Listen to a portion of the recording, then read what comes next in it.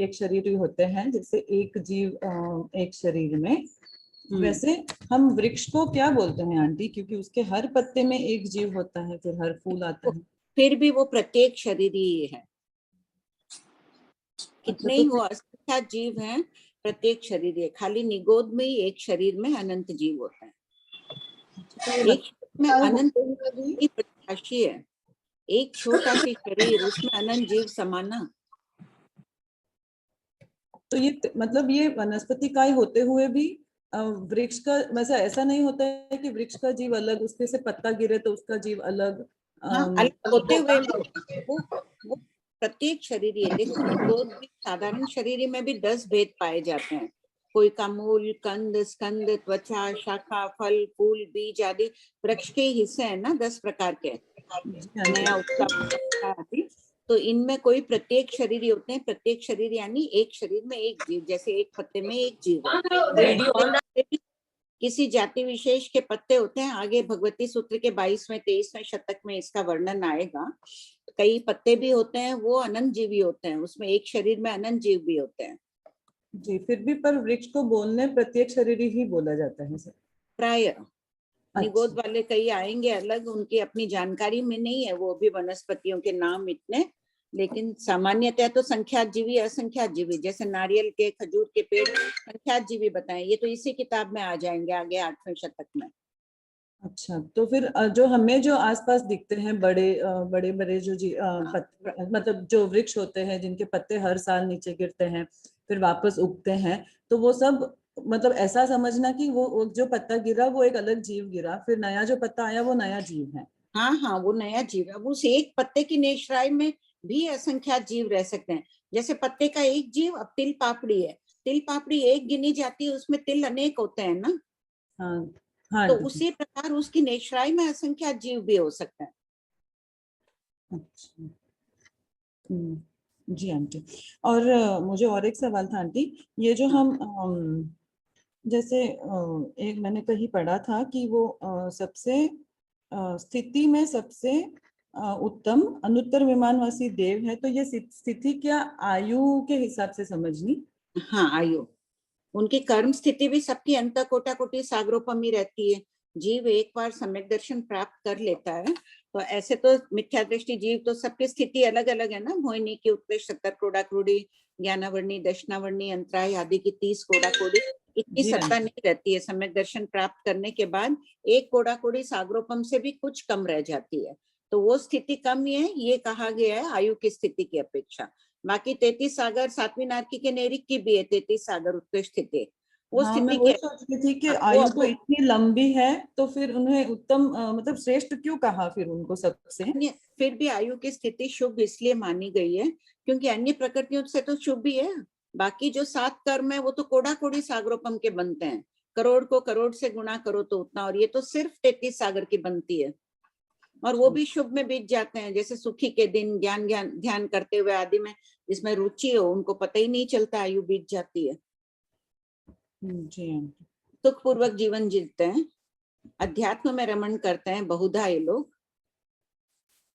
Okay, धन्यवाद। आपको भी अपना जीवन वैसे ही बनाना है, आध्यात्मिकता से ओत प्रोत करना, अंदर का वातावरण एकदम आध्यात्मिक हो जाना चाहिए अपना। चाहे गृहस्थ में अपन है, सबको अपने को प्रयास करना है। कितने % सफलता मिलती है वो व्यक्तिगत साधना है। ठीक है, हाँ बोलो सुनीता जी। जय जिनेंद्र भाभी जी। जय जिनेंद्र। एक डाउट था, मैं मतलब मौन के रस करती हूँ ना। हाँ, मौन के रस करती हूँ, उसमें मतलब धर्म के विषय में पूछ सकते हैं क्या खुला? हाँ बोलो। अभी मैं पढ़ रही हूँ, मेरे को कुछ डाउट है। हाँ, उस दिन मेरा पूरा दिन का मौन है, तो मैं पूछ सकती हूँ क्या वो धर्म के विषय में? तो वो खुला वैसे ले लो प्रत्याख्यान लेते वक्त कि मैं धार्मिक चर्चा करूंगी। धार्मिक चर्चा भी सावध्य मत रखना, मुंहपत्ती आदि उपयोग पूर्वक कर लेना। वो तो जैसे प्रत्याख्यान लो, या तो एकदम प्रत्याख्यान लो कि मैं चाहे धार्मिक चर्चा भी नहीं करूंगी, वो अलग बात हो गई, नहीं तो खुला रख लो। मतलब अगर कोई नहीं है, मैं किसी को प्रतिक्रमण करवाना है, मैंने खुला नहीं रखा हो, तो करवा सकती हूँ क्या? खुला नहीं रखा है क्या? हाँ। तो आप मौन में बोलो, उनको बोलो अनुमोदना कर लेंगे, और आइंदा आप आगे से ध्यान रख लेना कि ऐसा कोई कारणवश हुआ तो मैं धार्मिक क्रियाएं खोल दूंगी। अच्छा, धन्यवाद ठीक। भाभी जी। ठीक, हाँ, बोलो प्रियंका। सुनीता जी बोलिए। हाँ बोलो। आंटी प्रश्न नंबर 1521 पढ़ो। असंगी जीव कितने कर्मों को बांधता है? हाँ, उत्तर, असंगी जीवों में 7 कर्मों के बंध की नियम है और आयु बंध की भजना है, क्योंकि आयु कदाचित बंधती। इसका क्या मतलब है? आयु निरंतर नहीं बनती है ना, बाकी 7 कर्म तो निरंतर बनते ही रहते हैं। अच्छा, ये सिर्फ निरंतर की अपेक्षा से ही है, बाकी हाँ, निरंतर की अपेक्षा अ, नियम है, और आयुष पूरी एक जो बारी। उसकी जीवन है उसमें एक बार तो आयुष बंधेगी ही। हाँ, इसलिए अच्छा। भजना हो गई, या निरंतरता का और सांतरता की अपेक्षा कथन है। निरंतर और सार्थक, हाँ। और आंटी ये 1525 अभौसिद्धिक जीव कितने कर्मों को बांधता है? इसमें भी हाँ। यही है कि आयु कर्म की भजना है। हाँ, क्योंकि निरंतर नहीं बांधता है ना, आयुष कर्म एक ही बार बांधता है, बाकी 7 कर्मों का प्रवाह तो उनके रुकता ही नहीं है। आश्रव एक हाँ। क्षण मात्र के लिए भी नहीं रुकता है उनका। हाँ, अपन तो तो आंटी मान लो ये चाहे 5वें 24 गुण। से दंडक के जीवों के लिए समझना ना। हाँ, हाँ, ठीक है आंटी, थैंक यू। पढ़ रही हो? हाँ पढ़ रही हूँ आंटी। ये सब पढ़ रही हो? हाँ आंटी। ठीक। आंटी जी, हाँ, अकशाई जीव जो है वो 11वें 12वें गुणस्थान में, इनमें एक समय का स्थिति बन रहता है, अगले समय उसका वेदन करते हैं, फिर निर्जरा कर लेते हैं, तो उनका हाँ। स्थिति बन एक समय का बोला है। तो हाँ। यहाँ पर 1405 में 2 समय की अपेक्षा से है और 1504 में एक समय है। ये 1400 भिन्न भिन्न, एक है 1504 में एक समय। प्रश्न पढ़ो, खोलिए सब कोई। 1504। छद्मस्त जीवों का अबाधा काल कितना है? इसमें अकशाई छद्मस्त यानी कि 11वें और 12वें गुणस्थान वालों के और केवलियों के अबाधा काल नहीं होता है, क्योंकि ये एक समय की स्थिति का ही बंद करते हैं। और यहाँ पर 1495 में हाँ, वेदनीय अकशाई जीवों की अपेक्षा एक मिनट, वेदनीय सबको कर्म। खोलने। हाँ, 1495। एक पेज पहले ही आंटी, जस्ट एक पेज पहले। हाँ बोलो। अकशाई जीवों की अपेक्षा वेदनीय कर्म की जगन्य बंध स्थिति 2 समय। क्या डिफरेंस आंटी जी? इसमें यही है, यहाँ पे बांधा और अगले समय में उदय में आया, उस अपेक्षा से लिख दिया है। अच्छा, मतलब 2 समय सत्ता में रहा, ऐसा ना हाँ, आंटी जी? हाँ। अच्छा, वेदन भी सत्ता है ना। हाँ, बांधा अभी और अगले समय में उदय में आया, तो वेदन भी सत्ता ही है। हाँ, वैसे हाँ, उस अपेक्षा से कह दिया, खाली अपेक्षा है भाषा हाँ। में। और आंटी जी ना, एक बहुत जिज्ञासा होती है, अनेक बार प्रश्न आता है ज्योतिषी देवों में ग्रह, हाँ। नक्षत्र और तारा कैसे हाँ। फर्क है, क्या फर्क है इनके अंदर आंटी जी? कहीं पढ़ने को नहीं मिलता ज्यादा, इनकी स्थिति बस स्थिति के सिवाय। स्थिति अलग है तो रिद्धि अलग होगी, जाति अलग है।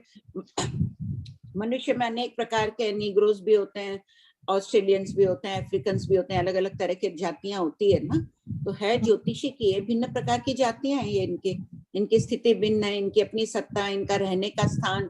चंद्र विमान अलग है और सूर्य विमान अलग है, तारा विमान अलग है। उनके ये मालिक देव होते हैं, इनका अपना परिवार, इनका रहने का स्थान।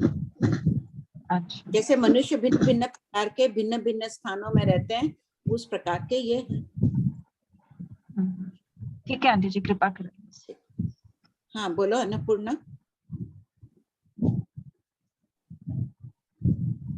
जय जिनेन्द्र आंटी। जय जिनेन्द्र। आंटी वो क्वेश्चन नंबर 1530 में लिखा हुआ है अपर्याप्त में 7 कर्मों का बंध की नियमा क्यों है? फिर लिखा हुआ है अपर्याप्त में गुण स्थान 1, 2 और 4।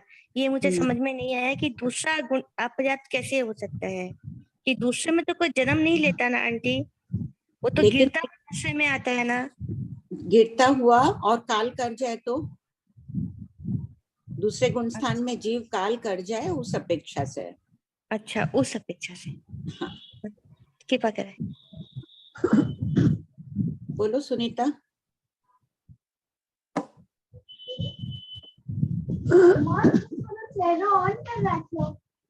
भाभी जी प्रणाम। जो 1451 है ना क्वेश्चन नंबर, उसमें है कि परमाधामी देवों का सहयोग ना मिलने पर। नंबर बोलो तो ना सुनीता, नंबर 1451। एक सेकंड टाइम दो, 1451। सबको खोलने दो किताब। अच्छा 1451 खोलिए। हाँ बोलो। जो है ना भाभी जी, परमाधामी देवों का सहयोग ना मिलने पर परमाधामी देवता तो सिर्फ पहली से तीसरी नरक तक ही जाते हैं ना भाभी जी, फिर आगे हाँ। नरक में? आगे नरक में तो आपस में ही लड़ते रहते हैं। क्षेत्र वेदना भी बहुत है, मानसिक असंतुलित रहता है, उनका संतुलन ठीक नहीं रहता है, लड़ते ही रहते हैं, वही चिंतन करते रहते हैं, आपस में लड़ते हैं। और तीसरी नरक तक भी कभी कभी परमाधामी का संयोग नहीं मिलता है, कोई किसी तरफ है, उस तरफ परमाधामी नहीं गया, उनको छोड़ दिया आदि, उस अपेक्षा से।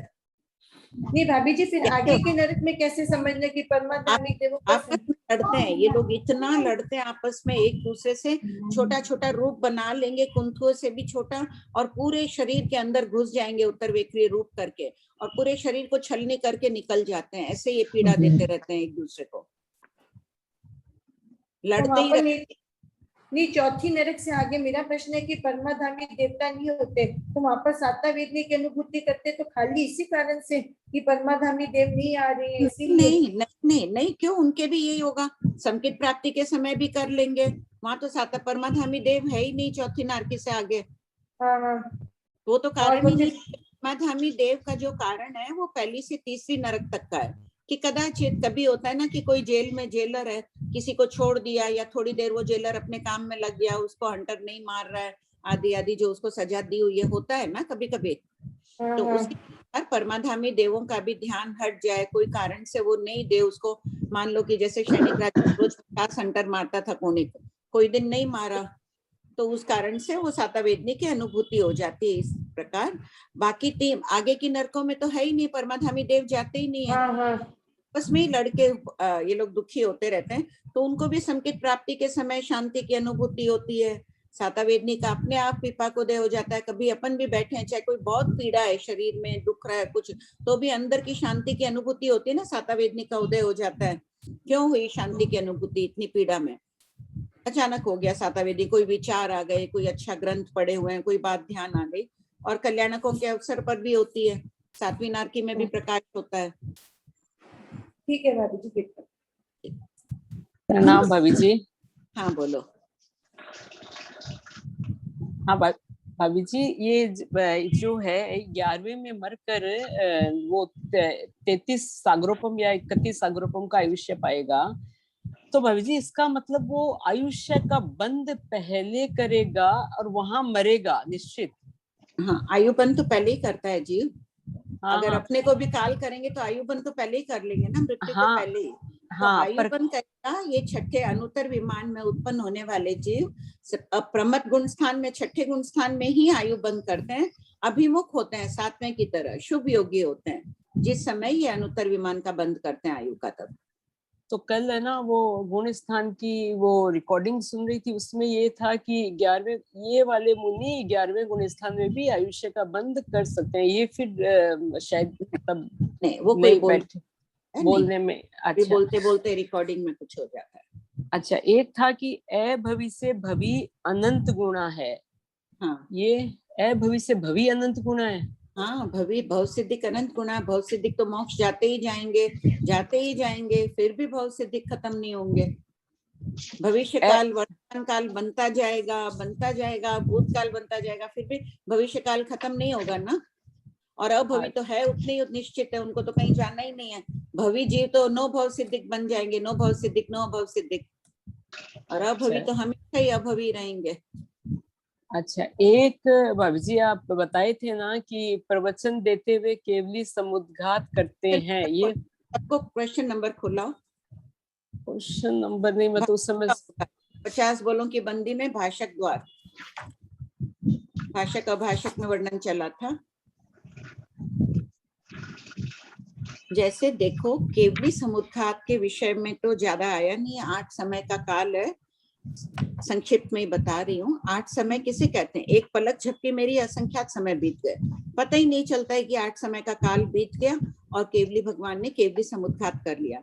कदाचित मनोवर्गणा के पुद्गल, कोई मन पर्यज्ञानी या कोई अनुत्तर विमान आदि के देव कोई प्रश्न पूछते हैं, तब केवली भगवान मनोयोग का भी प्रयोग करते हैं। मनोवर्गणा के पुद्गलों को लेकर इस ढंग से उसका निस्सरण करते हैं कि वो पढ़ लेते हैं उसमें क्या उत्तर था, उसका भी वो प्रयोग नहीं करते हैं। और वचन योग का भी कदाचित व्याख्यान दे रहे हैं, ऐसे नहीं है कि केवली भगवान केवली समुद्घात करना है तो एकांत में चले गए, बैठ गए, कोई प्रवृत्ति नहीं, वो सब जरूरी नहीं है। उनके व्याख्यान दे रहे हैं, जैसे अभी बोल रही हूँ, बोलते बोलते मैं 8 समय के लिए चुप भी हुई तो पता चला आपको कुछ? अभी ये तो बहुत देर लंबा रुकी, 8 समय किसे कहते हैं कुछ पता नहीं। 8 समय होते ही, पूर्ण होते ही और वापिस उनका व्याख्यान चल रहा है, धारा प्रवाह। केवली समुद्घात के बाद भी वो बोलते हैं, बैठते हैं, उठते हैं, बैठते हैं, अपनी चीजें पलटते हैं, पाटा पाटला आदि लाया हुआ हो गृहस्थ के यहाँ से उनको सौंपाने जाते हैं, और पलटना आदि हो तो उसको पलटते भी हैं, उछालते भी हैं, नीचे भी डालते हैं, सारी क्रियाएं कर लेते हैं वो लोग। अंतर मुहूर्त का संख्यात समय का अंतर मुहूर्त रहता है तब तक। तो उसके बाद दिए तो व्याख्यान देते देते, जैसे तुम बोलती बोलती 8 समय के लिए चुप भी हुई तो पता नहीं चला ना, उस अपेक्षा से। उस अपेक्षा से तो मन योग वचन योग की प्रवृत्ति नहीं होती है उस समय, सामने वाले को पता ही नहीं चलेगा। इसमें ऐसे नहीं समझना है कि केवली समुद्घात करते वक्त व्यक्ति एकांत चले जाते होंगे, कुछ भी करते हुए गोचरी करने उन्हें लगा उनका समय, गोचरी करते करते एक और मुंह में है और रुक गया, वो वहीं का वहीं स्थिर कर दिए, और लिए ही नहीं। उन्हें तो पता है केवल ज्ञान में रमण कर रहे हैं कि मुझे करना है, अभी रुक गया और केवली समुद्घात हुआ, खा लिया खाना। तो भाभी जी उसी समय कोई क्रिया करते वक्त ही वो, उनको तो 6 महीना पहले करना है, कोई भी टाइम कर लो, या नहीं करना, अंतर मुहूर्त पहले। मूल पाठ श्रीमद प्रज्ञापन सूत्र का 36वां पद, भगवती सूत्र, उवाई सूत्र, समवायिक सूत्र आदि सभी है कि ठीक अंतर मुहूर्त के बाद में उनको मुक्ति हो जाती है, अयोगी हो जाते हैं, और दूसरे को पता ही नहीं चलेगा कि अंतर मुहूर्त बाद ये मुक्त होने वाले हैं। नहीं केवली भगवत, हाँ तुम सांस ले रही हो, अभी तुम सांस ले रही हो, हमें क्या पता चलता है? उन्होंने आत्म प्रदेश फैला, कितनी सुंदर प्रक्रिया है। आत्म प्रदेशों पर है कि वेदनीय नाम और गोत्र 3 कर्म, ठीक है, आयु कर्म कम है, तो पूरे लोक में आत्म प्रदेशों को फैला देते हैं। उवाई सूत्र के टीकाकार कहते हैं कि जैसे पक्षी होती है, पक्षी के शरीर पर, पंखों पर अगर जल कण लग जाए, पानी में भीग जाए या रज कण हो, तो पक्षी कैसे निकालता है, उसको फैलाता है और संकुचित करता है, तो वो जल कण भी गिर जाते हैं और रज कण भी गिर जाता है। तो उसी प्रकार के हो सकता है अभी कोई केवली भगवान केवली समुद्घात कर रहे हो और उनके वो कर्म दलिक अपने ऊपर भी गिर रहे हो, संपूर्ण लोक में फैला देते हैं, तो फेंक देते हैं ना, वो झड़ रहे हैं ऐसे पुद्गल, अपने पर भी गिर रहे हो भी। तो भाभी जी ये केवली समुद्घात कर रहे हैं, पूरे आकाश, पूरे लोकाकाश में अपने जो प्रदेश फैला रहे हैं, तो ये अच्छा, ये औदारिक नहीं है, राइट? आप औदारिक नहीं है, औदारिक नहीं होंगे, हाँ हाँ। अच्छा, एक तेजस्कार होंगे, हाँ।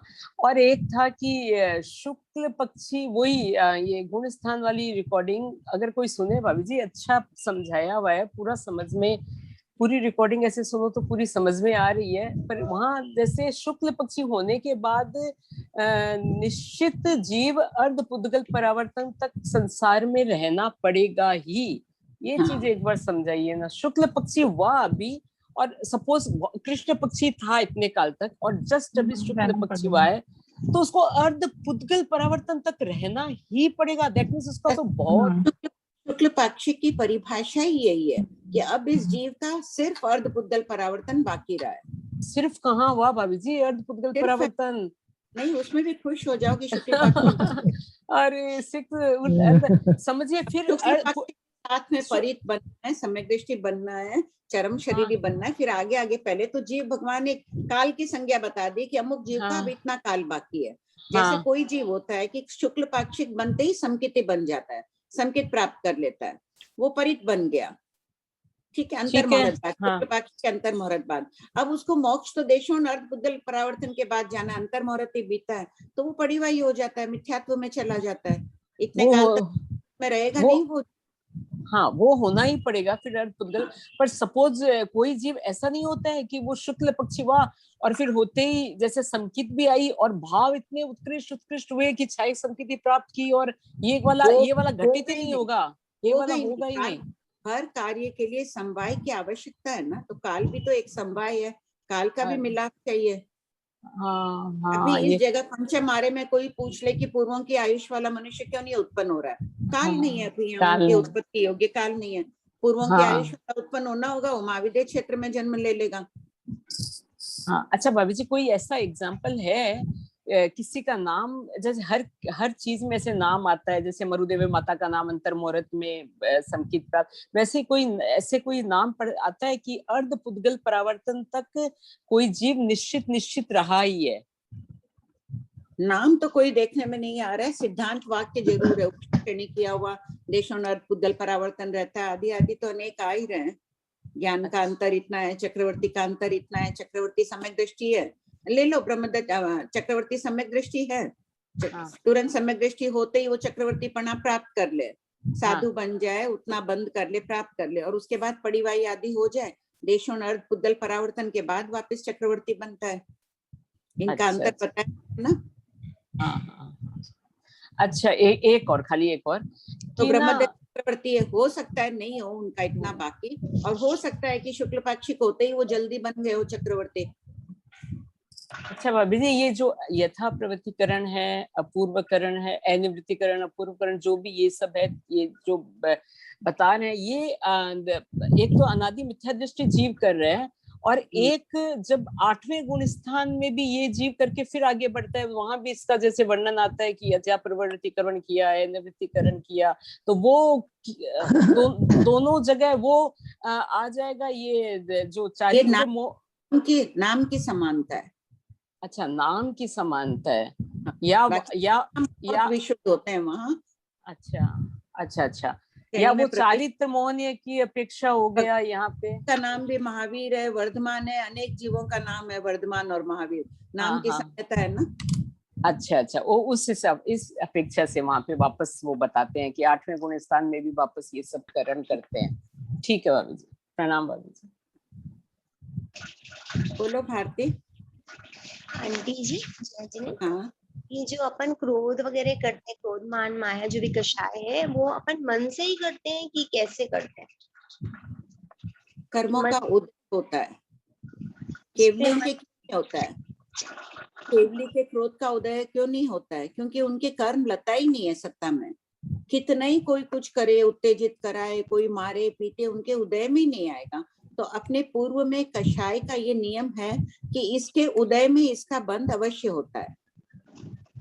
जैसे मैग्नेट खींचता रहता है ना, तो जिस कषाय का उदय है उसका बंध हो रहा है। अपन अभी अनंतानुबंधी का बंध नहीं कर रहे हैं, क्योंकि अपन श्रावक अनंतानुबंधी करता है, कषाय का उदय नहीं है, अप्रत्याख्यानावरण कषाय का उदय नहीं है, क्योंकि अपन निश्चय में सम्यक दृष्टि है और श्रावक पने का पालन कर रहे हैं। सब कोई अनुभूति करो कि वास्तव में हम श्रावक हैं, कि खाली हम जैन कुल में उत्पन्न हुए हैं, परंपरा से हमें अपने कर्म काटने, इसी उद्देश्य से हम श्रावक पने का पालन कर रहे हैं। जो एक भी छोटा सी भी चाहे प्रत्याख्यान लो, वो क्या कर रहा है? हिंसा का निषेध कर रहा है ना। हर प्रत्याख्यान में हिंसा का निषेध होता है, और वो संवेद भाव पूर्वक वास्तविक श्रावक रहेगा, जान रहा है कि सब चीजों में हिंसा है, मैं नहीं छोड़ पा रहा हूँ, मैं सर्व सचित का त्यागी नहीं हूँ आदि, उसके मन में एक भाव रहता है कि मैं कर नहीं पा रहा हूँ।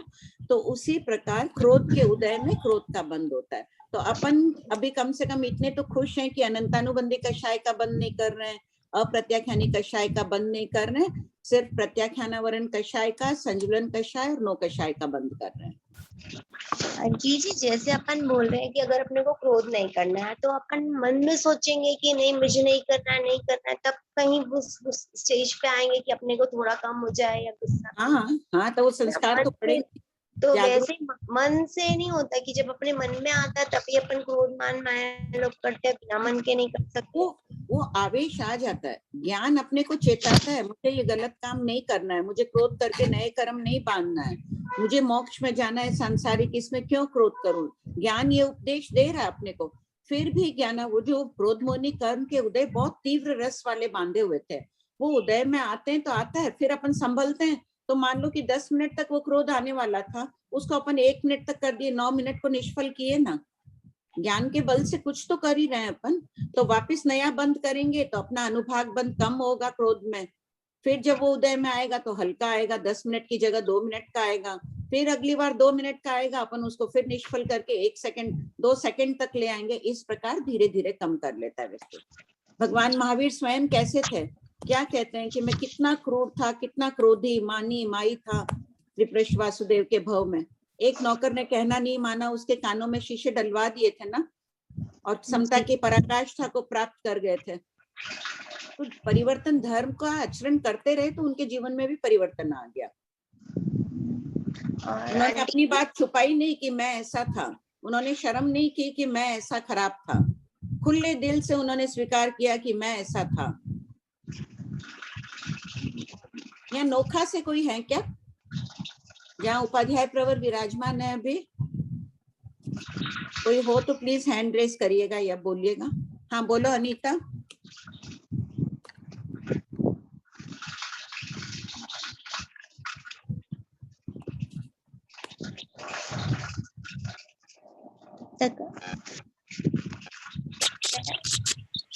क्या हुआ श्वेता? आंटी मेरा भी एक डाउट है। हाँ। कोई शुक्ल पक्षी बन जाए वो वापस कृष्ण पक्षी बन सकता है? नहीं नहीं नहीं नहीं, उसका संसार ही भगवान बता दिए कि सिर्फ और पुद्गल परावर्तन है। तो संसार करना पड़ेगा। जैसे वो मिथ्यात्व में वापस गिर जाए, जैसे बोलते हैं ना हम पड़ीवाई, नहीं मिथ्यात्व में गिरेगा तो भी वो शुक्ल कृष्ण पाक्षिक नहीं कहलाएगा ना। कोई जीव शुक्ल, जैसे मरुदेवी माता शुक्ल पाक्षिक, तो वो भी मोक्ष जाने के अर्ध पुद्गल परावर्तन काल पहले बन गई, लेकिन संकित आई नहीं उनको, वो मिथ्यात्व में ही रहे पूरे काल तक। मोक्ष जाने के अंतर मुहूर्त पहले ऋषभ देव भगवान को देखे, तब संकित आई और मोक्ष में गए वो। हाँ भाभी जी बोलिए, मैं संजू बोल रही हूँ। नोखा कुछ काम था क्या? आप नोखा है क्या? ठीक है, मैं बाद में आपको बात कर लेती। हाँ मेरे को भी करनी है आपसे, ठीक है कोई बात नहीं। प्रणाम मासी, मैं क्वेश्चन नंबर 1534 का पूछ रही थी। जीव के 14 भेदों में से कितने भेद वाले अभाषक होते हैं? हाँ। तो 7 अपर्याप्त, सूक्ष्म व बादर एकेंद्रिय के पर्याप्त, संगी पंचेंद्रिय के पर्याप्त भी? संगी पंचेंद्रिय के पर्याप्त केवली भगवान के लिए कहा गया है।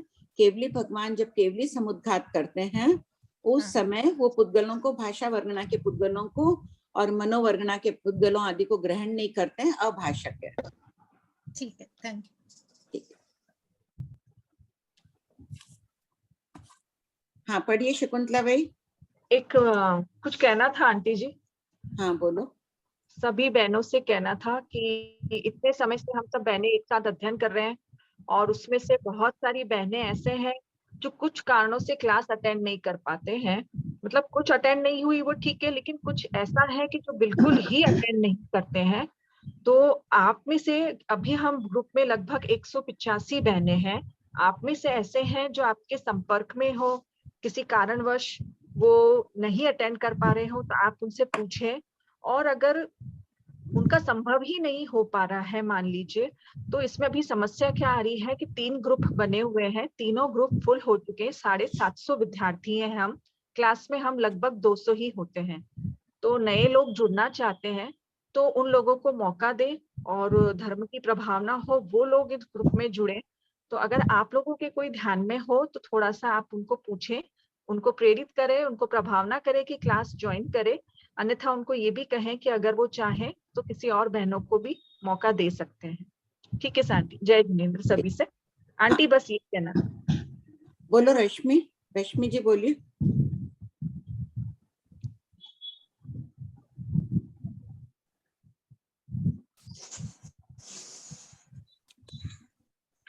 रश्मि जी बोलिए, आप अनम्यूट है। रश्मि जी ठीक है, नहीं अनम्यूट। वो पढ़िए शकुंतला जी। हाँ जय जिनेंद्र। जय जिनेंद्र। 1 मिनट बता दूं, ये शकुंतला जी वैद है, इनकी सौम्यता देखिए, हर समय सौम्य रूपती है, इनका स्वभाव अनुकरणीय है। एक शब्द में सब समझ जाइए कि ऐसी सौम्यता बहुत मुश्किल से देखने में आती है। पढ़िए शकुंतला जी। बहुत टाइम से इनसे मैं परिचित हूँ और बहुत प्रभावित हूँ इनसे। पढ़िए। प्रश्न 1540। परित किसे कहते हैं? उत्तर, जिस जीव ने सम्यक दर्शन को स्पर्श करके अपना संसार सीमित कर लिया है वह परित कहलाता है। सम्यक दर्शन ऐश्वर्य है, आत्मा का बहुत बड़ा ऐश्वर्य है। अंडरलाइन कर लो, सबको इस पर चिंतन करना कि मैं सम्यक दृष्टि हूँ या नहीं। पहले तो ये चिंतन करना ज्ञानियों की दृष्टि में, व्यवहार सम्यक दृष्टि तो नहीं हूँ, सिर्फ अभी तक निश्चय सम्यक दर्शन को प्राप्त करना है और संवेग भाव बढ़ाएंगे तो अपने आप संसार सीमित हो जाएगा। जितने भी अपन यहाँ उपस्थित है, अब अपने को संसार छोड़ना है, संसार को सीमित करना है। पढ़िए शकुंतला जी। प्रश्न 1541, जीव परित कब बनता है? उत्तर, जिस जीव ने एक बार भी सम्यक को स्पर्श कर लिया हो, फिर चाहे वह देशों अर्ध पुद्गल परावर्तन तक मिथ्यात्व में रहे, ऐसा परिवाही सम्यक दृष्टि जीव भी परित कहलाता है। कोई जीव मोक्ष जानने के अंतर मुहूर्त पहले परित बनता है, यावत कोई देशों अर्ध पुद्गल परावर्तन पहले परित होता है। श्री प्रज्ञापना सूत्र पद 18। प्रश्न 1542, परित, अपरित और नो परित, नो अपरित में कितने कर्मों का बंध होता है? उत्तर, पॉइंट 1, परित में 8 कर्म बंध की भजना, क्योंकि 7, 8, 6 और 1 कर्मों का बंध अथवा अबंधक होता है। पॉइंट 2, अपरित में 7 कर्म बंध की गुणस्थान द्वार सबको आता है ना? मेरी आवाज आ रही है? गुणस्थान द्वार सबको आता है, वो रिकॉर्डिंग भी भेजी हुई है पितलिया जी की, सबको प्लीज सुनिएगा। ये भूमिका का थोकड़ा है। गुणस्थान द्वार, लघु दंडक, इसका बार बार अध्ययन करिए तो ये विषय अपने को यहाँ रुकना ही नहीं पड़ेगा। 7, 8, 6 कर्मों का बंध कब होता है ये अंडरलाइन कर लीजिए। सब कोई गुणस्थान द्वार में अपने आप खोजिएगा, हम कितने कर्मों का बंध कर 7, 8 में। ठीक, हैंड रेज है, बोलिए शशि जी।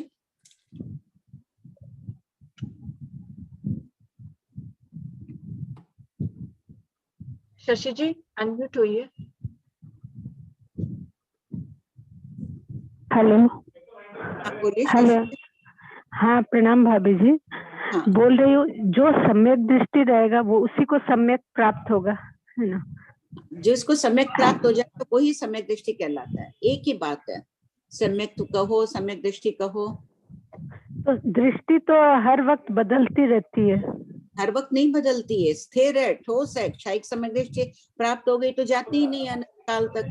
सिद्ध होने के बाद भी क्षयिक सम्यक दृष्टि रहता है जीव। दृष्टि एक, हाँ बोलिए। जैसे अपन कोई भी दृष्टि लेते, जैसे आप प्राप्त अवस्था में किसी को मिथ्या दृष्टि है तो वो प्राप्त होते ही जैसे लेते हैं ना अपन इसका पर्याप्त होने के बाद उसके परिणाम विशुद्ध होते हैं, तब वो प्राप्त करता है सम्यक दर्शन। उसकी वापिस तो वो मिथ्या दृष्टि हो जाते हैं। हाँ, फिर परिणाम खराब कर लिए। आज अपने परिणाम शुभ है शशि जी, अपन अपने आप को सम्यक दृष्टि मान रहे हैं। बहुत देर तक अपन कषाय में रह जाएं, संक्लिष्ट परिणाम, जैन धर्म आदि पर श्रद्धा ही नहीं, आचार्य उपाध्याय की अवहेलना करने लग जाएं। अभी तो वही है पंच परमेष्ठियों में अपने सम्मुख, अरियंत तो यहाँ है नहीं, उनकी अवहेलना तो सम्यक दर्शन चला जाता है। मिथ्यात्व की कर्म लता का उदय हो जाता है। ये कर्म लताओं के उदय पर निर्भर करता है। ये मिथ्यात्व मोहिनी की लता है, समझ लीजिए। परिणाम अभी अपने सबके शुभ है तो इसका विपाकोदय नहीं हो रहा है, और जैसे परिणाम खराब होंगे इसका विपाकोदय हो जाएगा, जीव मिथ्या दृष्टि बन जाएगा। तो इसमें लिखा हुआ कि जो अर्थ पुद्गल मत अंतर्मुहूर्त पहले तक भी जो सम्यक प्राप्त कर लिया, अर्थ पुद्गल परावर्तन काल के बाद वो निश्चित मोक्ष जाएगा। तो अंतर्मुहूर्त पहले भी वो सम्यक दृष्टि हो गया, बाकी पूरा समय उसका मिथ्या दृष्टि में बिताया उसने। जैसे इतना लंबा, जैसे मरुदेवी माता ने पूरा तो समय इतना लंबा समय मिथ्या दृष्टि, और फिर एक अंतर्मुहूर्त में सम्यक दृष्टि हो के वो मोक्ष चला जाएगा। वो देखो, अकाम निर्जरा करती रही, अकाम निर्जरा कुछ न कुछ पुण्य का कार्य, अच्छा कार्य की, तभी तो तीर्थंकर जैसी आत्मा को जन्म दिया उन्होंने। बिना पुण्य के तो होगा नहीं कि तीर्थंकर भगवान जैसी पुण्यशाली आत्मा को। किसके आ रहा है ना डिस्टर्बेंस श्वेता? आंटी हाँ बोलिए। अर्ध परिवर्तन है ना, जैसे क्या कि हमने सम्यक प्राप्त कर लिया तो उस समय आयुष्य का बंद होता है क्या? हमें अर्थ पूतगल परावर्तन का समय ही व्यतीत करना है? मतलब नहीं, उस समय आयुष बंद होगा ही नहीं। अपनी चर्चा बहुत बार चल चुकी है ना। अगर जीव एक बार भी संकित में आयुष बंद कर ले तो वो आराधक होता है, 15 भाव से अधिक रहेगा ही नहीं। ये सभी तथा स्वभाव से। अपनी आंख आगे ही क्यों है, अंगुलियां इसी आकार की क्यों है, नाक यही क्यों है, ये सब तथा स्वभाव है ना कि मनुष्य गति में तो उनका आकार ऐसे ही। उसी प्रकार ये सब भी जो घटनाएं होती है, कोई जीव कृष्ण पाक्षिक से शुक्ल पाक्षिक बना, अंतर मुहूर्त बाद में वो संकित प्राप्त कर लेता है। लेकिन ऐसा जीव संकित में आयुष बंद करेगा ही नहीं। अगर आराधक बन जाए संकित में आयुष बंद करे तो वो तो 221 सागरोपम झाजेरी संसार में रहेगा। उसको तो देशों अर्थ पुद्गल काल बिताना है अभी संसार में। तो आयुष बंद के समय उसके परिणाम खराब हो जाएंगे, वो मिथ्यात्व में ही आयुष बंद करेगा। तो ये जो कृष्ण लेशी की अपेक्षा बताया क्या अर्ध पुद्गल परावर्तन? कृष्ण लेशी जब सुख से नहीं, कृष्ण पाक्षिक, ये कृष्ण पाक्षिक की अपेक्षा नहीं बता रहे हैं। ये तो देशों में आ गया ना। कृष्ण शुक्ल पाक्षिक का तो पूरा अर्ध पुद्गल परावर्तन, इनमें देशों आ जाता है। शब्द देखो, अंडरलाइन कर लो उसको। जीव कृष्ण शुक्ल पाक्षिक बनने के अंतर मुहूर्त बाद ही करेगा। अगर जल्दी से जल्दी भी करे तो अंतर मुहूर्त तो देशों इसमें ले लेना चाहिए। और बाकी हर जीव की अपेक्षा नहीं है अर्ध पुद्गल परावर्तन, है ना? नहीं, कोई होता है मोक्ष जाने के 100 सागरोपम पहले, कोई होगा 1000 करोड़ों लाखों सागरोपम पहले प्राप्त करेगा, फिर पड़ीवाई हो जाएगा। ठीक है, जय जिनेन्द्र। पढ़िए पढ़िए शकुंतला जी। अपरित में 7 कर्म बंध। बोलिए।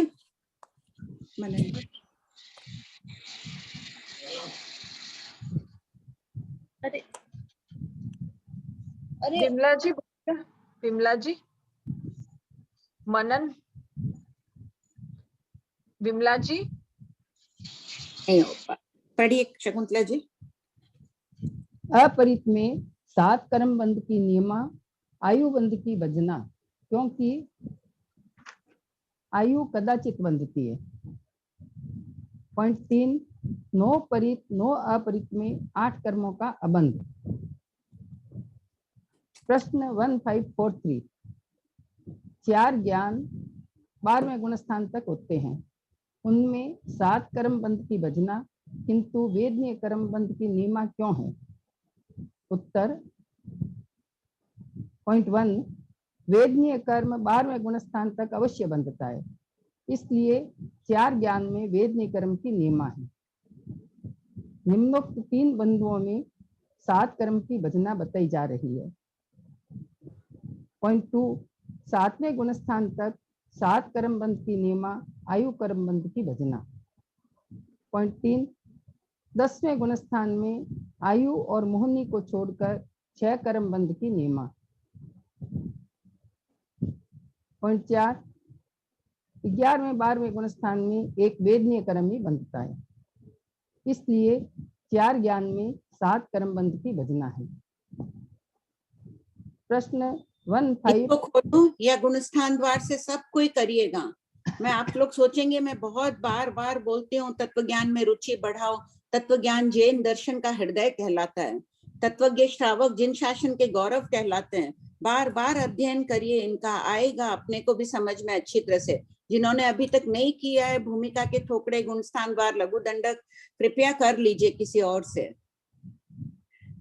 यहाँ कहते हैं पंचकल्प के भाष्यकार कहते हैं पक्षी पिंजड़े को तोड़ सकता है क्या? तोड़कर नहीं उड़ सकता है ना।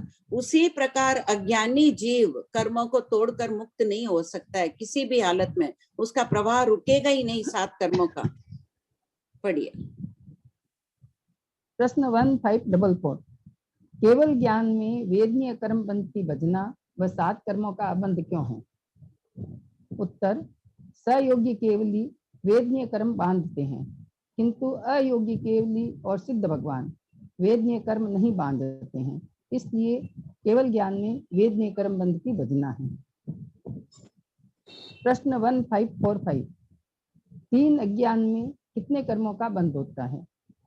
उत्तर, 3 अज्ञान में 7 कर्मों के बंध की नियमा और आयु कर्म के बंध की भजना है, क्योंकि आयु कदाचित बंधती है। योग। प्रश्न 1546, 3 योग में कितने कर्मों का बंध होता है? उत्तर, 3 योग में 7 कर्मों के बंध की भजना। जिनके हाथ में नई किताब, जिनके हाथ में नई किताब है, एक बार लाइन पढ़िए ना, जिन्होंने अभी ली है बीकानेर से।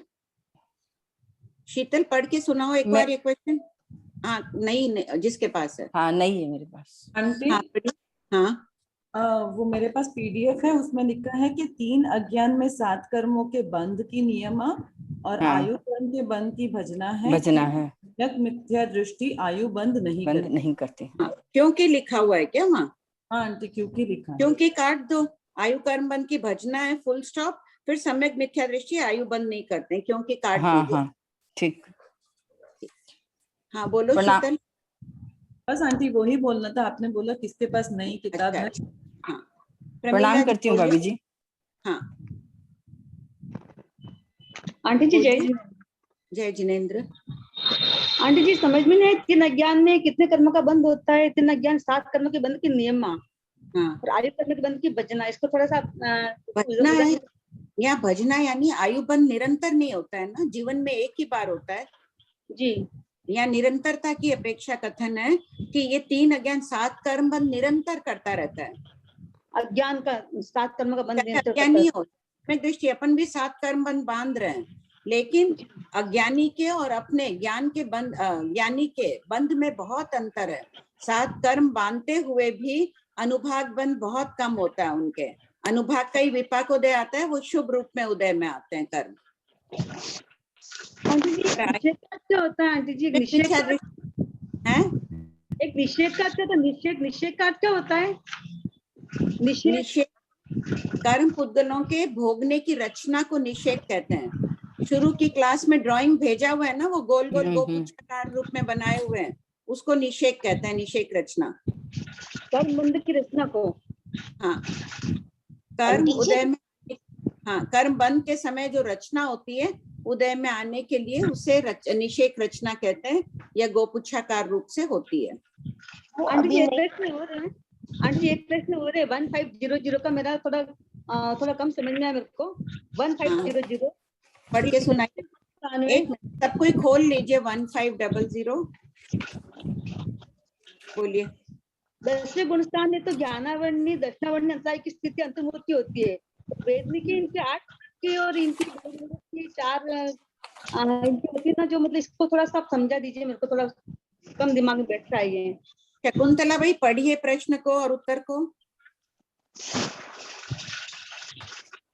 प्रश्न 1500, 10वें गुणस्थान में ज्ञानावरणी दक्षिणावरणी अंतराय, इन 3 घाती कर्मों का अंतर मुहूर्त का बंध होता है, किंतु वेदनीय कर्म का 12 मुहूर्त और नाम गोत्र कर्म का 8 मुहूर्त का बंद होता है। अंतर मुहूर्त का क्यों नहीं होता है? ठीक है, प्रश्न समझ में आ गया ना? हाँ, ये आंटी, ये अंतर मुहूर्त का क्यों नहीं होता है? हाँ, वो प्रश्न ही है, उत्तर पढ़िए। उत्तर, घाती कर्म लोहे की तरह होते हैं और अघाती कर्म लकड़ी की तरह होते हैं। लोहे को पतला और छोटा करके तार बनाया जा सकता है, किंतु लकड़ी का तार नहीं बनाया जा सकता है। लोहे और लकड़ी में औदारिक उद्गल रूप समानता होते हुए भी भिन्न भिन्न रूप में परिणमन होता है। इसी प्रकार जिन अध्यवसायों से घाती कर्मों की स्थिति अंतर्मुहूर्त की हो जाती है, उन्हीं अध्यवसायों से नाम व गोत्र कर्म की 8 मुहूर्त की एवं वेदनीय कर्म की 12 मुहूर्त तक की ही स्थिति की जा सकती है, इससे कम की नहीं। फलितार्थ यह है कि कार्मण वर्गणा मूलतः एक रूप होते हुए भी भिन्न भिन्न प्रकार से परिणित होती है। जैसे औदारिक पुद्गल कितने प्रकार के हैं? मिर्ची भी औदारिक पुद्गल है, शक्कर भी वही भी औदारिक का बना हुआ है। तो उसी प्रकार सभी कर्म कार्मण वर्गणा के ही हैं। तो लेकिन समझ आ गया इसमें प्रमिला जी? हाँ आंटी जी, ये अंतर मुहूर्त का क्यों मतलब ये थोड़ा आप थोड़ा बताइए। वो अंतर मुहूर्त का बंध नहीं कर पा रहे हैं। जिन अध्यवसायों से जो परिणामों में जैसे परिणाम रहते हैं, तो घाती कर्मों का बंध तो वो अंतर मुहूर्त का कर देते हैं, क्योंकि 10वें गुण स्थान में मोहिनी के एकदम सूक्ष्म पुद्गलों का उदय में आया हुआ रहता है, उस वजह से उसको कर देते हैं। किंतु वेदनी और नाम गोत्र कर्म को वो अंतर मुहूर्त का बंद नहीं कर पाते हैं, 12 मुहूर्त का ही कर पाते हैं।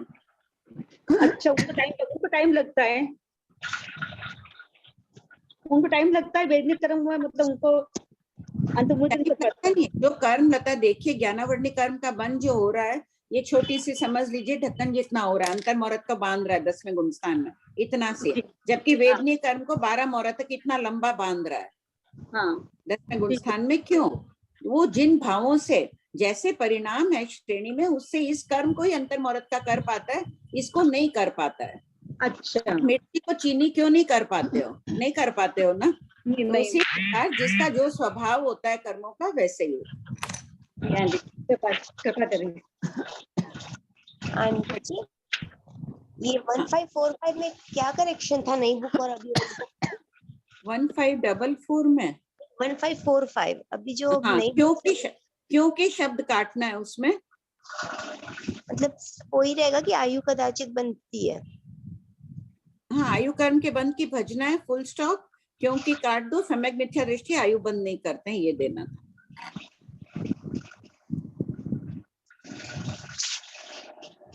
दो तीन करेक्शन और थे, श्वेता करा देना ना फिर वो पूर्व की संख्या का भी। हाँ, 1 मिनट, सब कोई खोलिए किताब, नई पुरानी 1498 1498 अभी पहुंचे। अच्छा,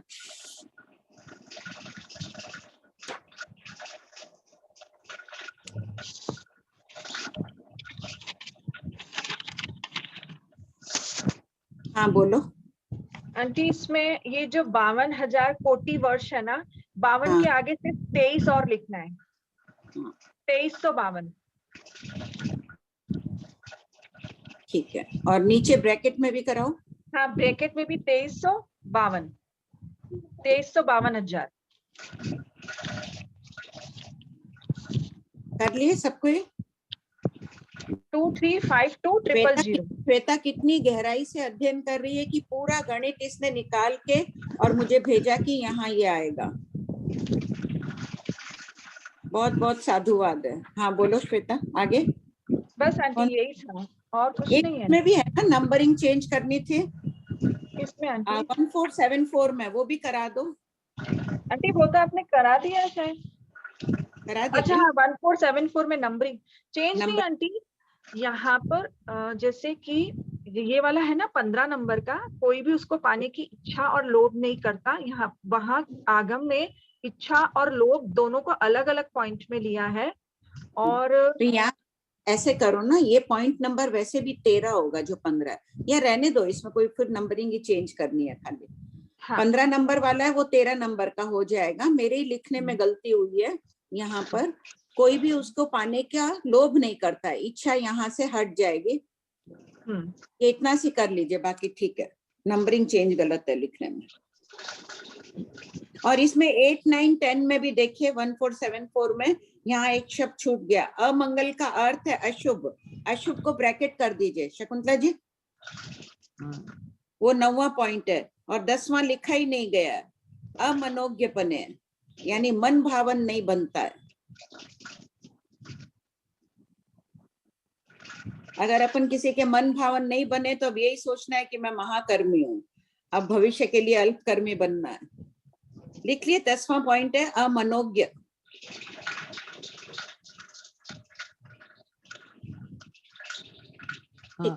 पढ़िए।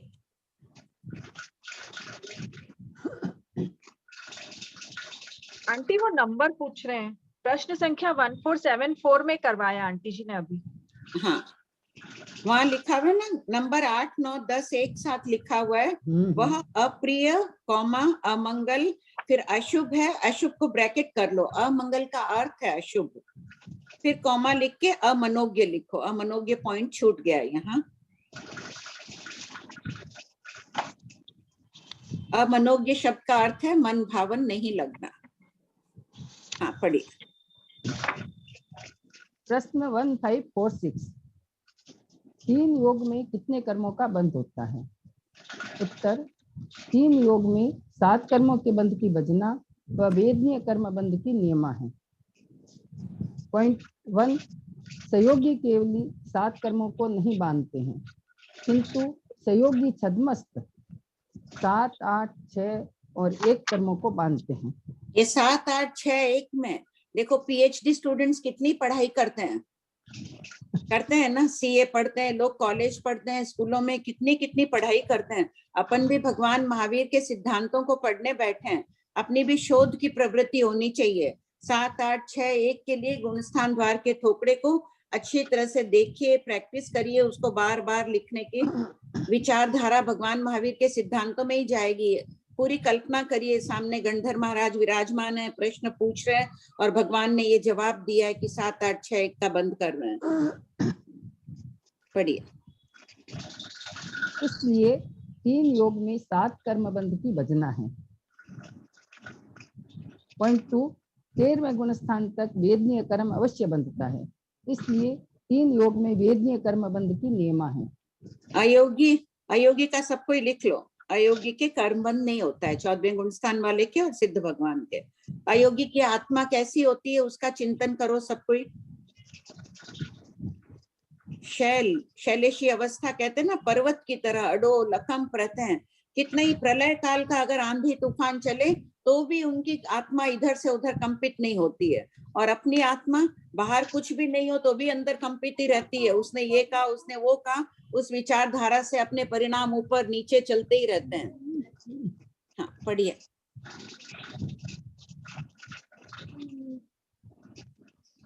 पढ़िए। उपयोग, प्रश्न 1547, साकार उपयोग और अनाकार उपयोग में 8 कर्म बंध की भजना क्यों है? उत्तर, 14वें गुणस्थान वाले अयोगी केवली और सिद्ध भगवान एक भी कर्म नहीं बांधते हैं। शेष जीव यथा योग्य 8 कर्म बांधते हैं, इसलिए अयोगी में अंडरलाइन करके अध्ययन करते समय 1-2 मिनट के लिए रुकना है। इस पर हमें अयोगी अवस्था को प्राप्त करना है। अयोगी अभी अपन नहीं बन सकते हैं। अभी की अयोगी अवस्था यानी अपन विचलित नहीं होंगे, अगली क्लास तक आकुलता व्याकुलता नहीं लाएंगे, उतना अयोगीपन ले आते हैं कम से कम, तो बंधन कम होगा। पढ़िए। आहारक, प्रश्न 1548, आहारक में 7 कर्म बंध की भजना एवं वेदनीय कर्म बंध की नियमा क्यों है? उत्तर, आहारक में गुणस्थान 1 से 13 होते हैं, यथा पॉइंट पहला, 11वें, 12वें और 13वें गुणस्थान वाले आहारक 7 कर्म नहीं बांधते हैं। पॉइंट दूसरा, 10वें गुणस्थान के आहारक 6 कर्म का बंध करते हैं। और पॉइंट तीसरा, शेष सभी आहारक 7 कर्म बांधते हैं, इसलिए आहारक में 7 कर्म बंध की भजना है। 13वें गुणस्थान तक वेदनीय कर्म बंध की नियमा है। प्रश्न 1549, अन्नाहारक में का थोपड़ा ही चल रहा है, लेकिन भिन्न भिन्न अपेक्षाओं से कथन हो रहा है। जैसे अगर रोज एक रोटी बना के रख दो तो वो बाई चतुर नहीं कहलाएगी ना, एक आटे से 50 तरह की चीजें बनती है। तो इन सब से ही भिन्न भिन्न अपेक्षाओं से पढ़ने से विचारधारा स्थिर होती है, बंधन हल्का होता है। नंदन वन में रमण करना है, जब अगर ये विषय नीरस भी लग रहा है तो सोचो नहीं, मैं महावीर वाणी के नंदन वन में रमण कर रही हूँ। अब ये कठिन लग रहा है, नीरस लग रहा है, जबरदस्ती पढ़ना है। बच्चे को जबरदस्ती दूध पिलाते हैं वैसे करना है ये। बोलिए निर्मला जी।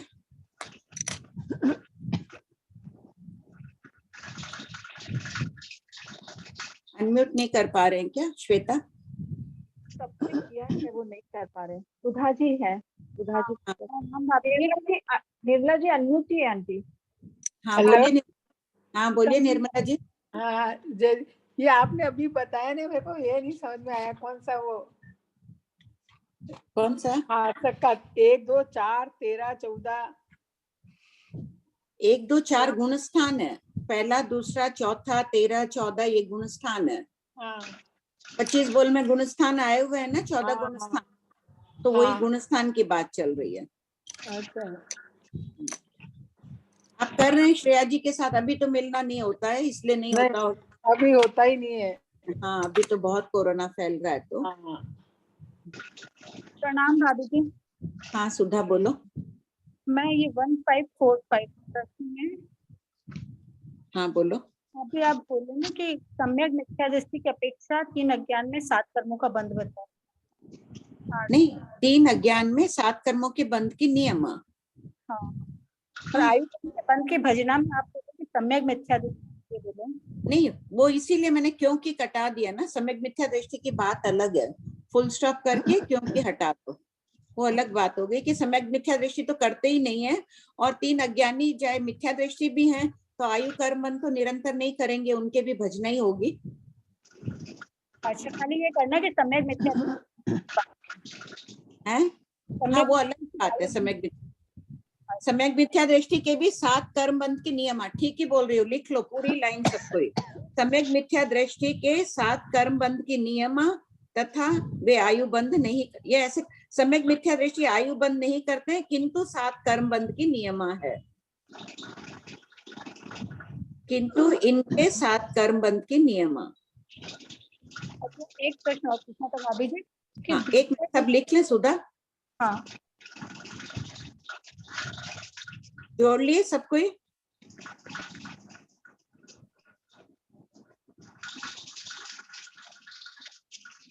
हाँ बोलो।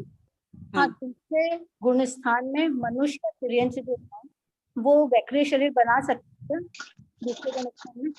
वैक्रिय शरीर बनाया हुआ दूसरे गुण स्थान में जा सकता है।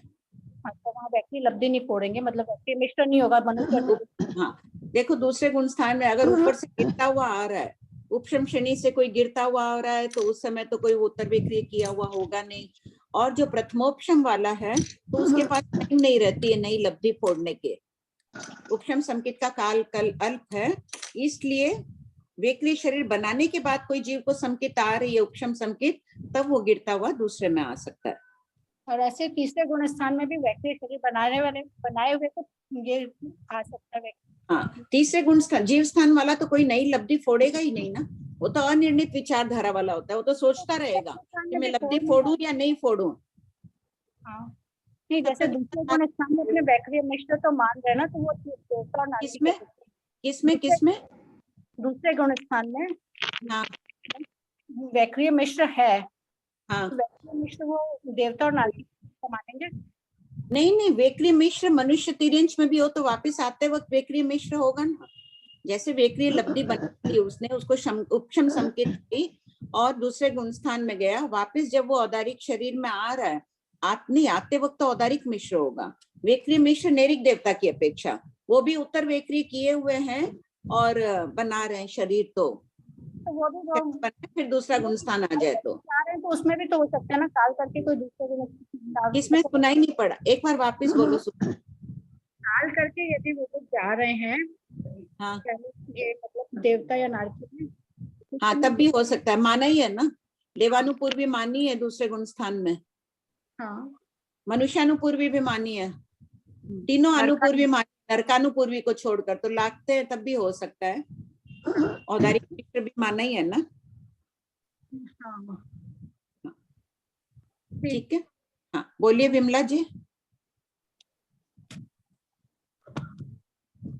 आंटी कब अनम्यूट कर रही नहीं हो पा, विमला जी पूछिए ना, आप अनम्यूट है विमला जी पूछिए। हाँ सुधा भाई बोलिए।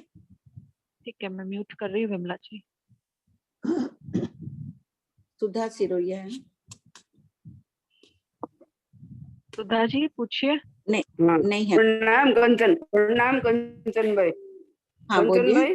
वो देवानुपूर्वी आप जो बता रहे हैं दूसरे गुण स्थान में, तो क्या दूसरे गुण स्थान में अपने आयुष्य बंद तो नहीं होगा ना? नहीं आयुष बंद नहीं होगा, लेकिन काल तो करता ही है ना। तीन उसके पहले से बांधा हुआ है, आयुष्य बांधा हुआ है। हाँ आयुष बांधा हुआ है। देवानुपूर्वी हाँ, तीन हाँ। पूर्वी का उदय होता है। तो अगर नरक का बांधा हुआ है तो नरकानुपूर्वी तो दूसरे गुणस्थान वाला नहीं जाएगा। हाँ, तो वो काल नहीं करेगा, नरक में जाना है। हाँ, तो वो पहले गुणस्थान से जाएगा। ठीक। हाँ, पढ़िए शकुंतला जी। प्रश्न 1549, अन्नाहारक में आयु कर्म के सिवाय 7 कर्म बंध की भजना क्यों है? उत्तर, अन्नाहारक में 1, 2, 4 और 13 और 14 ये 5 गुणस्थान होते हैं, यथा पॉइंट पहला, दूसरा और चौथा गुणस्थान वाले विग्रह गति में अन्नाहारक होते हैं, वे 7 कर्म बांधते हैं। और पॉइंट दूसरा, देखिए सब, एक मिनट, आप लोग भी है ना ये करेक्शन कर लीजिए। 1-2-4 है तो इससे क्या अर्थ निकलेगा? 2 से 4, ये गलत है। आप लोग 1 के बाद डैश बोले कॉमा कर दीजिए तो पढ़ते वक्त इजी रहेगा। 1, 2, 4 इन 3 जीव स्थान वाले जो जीव विग्रह गति में होते हैं, बस ऊपर भी, ऊपर की लाइन में भी 1, 2, 4, नहीं तो 4 से 13 समझेंगे। पढ़िए। पॉइंट दूसरा, 13वें गुणस्थान में केवली समुद्घात के 3रे, 4थे और 5वें समय में, 14वें गुणस्थान में एवं सिद्ध भगवान, ये 3 प्रकार के अन्नाहारक जीव 7 कर्म नहीं बांधते हैं। इसलिए अन्नाहारक में आयु कर्म के सिवाय 7 कर्म बंध की भजना है। ठीक है, ये क्लियर हो रहा है? केवली समुद्घात में जीव समय अनारक है, अयोगी जीव अनारक है, सिद्ध भगवान अनारक है, तो ये 7 कर्म नहीं बांध रहे हैं। और जो बाटे बैते में पहले, दूसरे, चौथे गुणस्थान, 3 गुणस्थान बाटे बैते में होते हैं, वो 7 कर्म बांधते हैं। हाँ, पढ़िए। आंटी, पर यहाँ पर वेदनीय कर्म तो बांधेंगे ना? केवली समुद्घात में वेदनीय तो बांधेंगे ना आंटी? हाँ हाँ, 7 कर्म नहीं बांधते हैं, वेदनीय बांधेंगे। बहुत शॉर्ट में कर दिया गया है यहाँ पर, यहाँ लिख लो। आपने तो बहुत खोला है आंटी, किताब में तो बहुत शॉर्ट में। फिर भी और खोल सकती थी ना। अब पढ़ाते वक्त लग रहा है कि अब अगर बनती किताब तो शायद ज्यादा ढंग से लिख पाते। ठीक है, पढ़िए, समझ लीजिए। इसमें केवली समुद्घात के समय वेदनीय कर्म बनता है। पढ़िए शकुंतला। प्रश्न 1550, अन्नाहारक में आयु बंध क्यों नहीं होता है? उत्तर, पॉइंट पहला, विग्रह गति में आयु बंध नहीं होता है क्योंकि जीव इंद्रिय पर्याप्ति पूर्ण करने के बाद ही आयु बांधता है, तथा पॉइंट दूसरा, केवल ही भगवान चरम शरीरी होते हैं, इसलिए उनके आयु बंध नहीं होता है। चरम शरीरी में क्या सोचना है? सब कोई द्विचरम शरीरी है, इसको छोड़ दो। एक भव और अपनी पहले भी हो चुकी है, सबके लिए मंगल कामना है कि द्विचरम शरीरी बन जाओगे। एक भव बीच का और अगला भव चरम शरीरी का। सूक्ष्म, प्रश्न 1551, सूक्ष्म जीवों में कितने कर्मों का बंध होता है? उत्तर, सूक्ष्म जीवों में 7 कर्म बंध की नियमा एवं आयु कर्म बंध की भजना होती है। प्रश्न 1552, भादर में 8 कर्म बंध की भजना क्यों है? उत्तर, पॉइंट पहला, 14वें गुणस्थान वाले अयोगी केवली एक भी कर्म का बंध नहीं करते हैं। पॉइंट दूसरा, शेष भादर जीव अपने अपने गुणस्थान में रहते हुए यथा योग्य 7, 8, 6 और 1 कर्मों का बंध करते हैं, इसलिए भादर में 8 कर्म बंध की भजना है। प्रश्न 1553, 9 सूक्ष्म 9 भादर सिद्ध भगवान कितने कर्मों को बांधते हैं? उत्तर, एक भी कर्म को नहीं बांधते हैं, वे 8 कर्मों के अबंधक होते हैं। चरम, प्रश्न 1554, चरम किसे कहते हैं? उत्तर, जो जीव अपनी पर्याय का अवश्य अंत करेंगे वे चरम कहलाते हैं। इसमें चरम और अचरम दोनों शरीरी ग्रहण किए गए हैं, क्योंकि चरम में आयु बंध कहा गया है। प्रश्न 1555। इसमें और आगे नहीं लिखा हुआ है क्या? जोड़ लीजिए ना। जैसे जो नेरिक पुनः नरक में, जैसे अभी कोई नरक गति में है, वो वापस नरक गति में जाएगा ही नहीं, तो नरक गति की अपेक्षा वो चरम हो गया। सबसे सर्वश्रेष्ठ तो मनुष्य गति का चरम बनना है। मनुष्य गति का चरम है तो मोक्ष में ही जाएगा वो जीव, लेकिन ये भी तो उपलब्धि है कि अब जीव नरक में नहीं जाएगा, तिर्यंश में नहीं जाएगा। तिर्यंश का ऐड कर, पुरानी किताबों में जोड़ लीजिए ना। जैसे जो नेरिक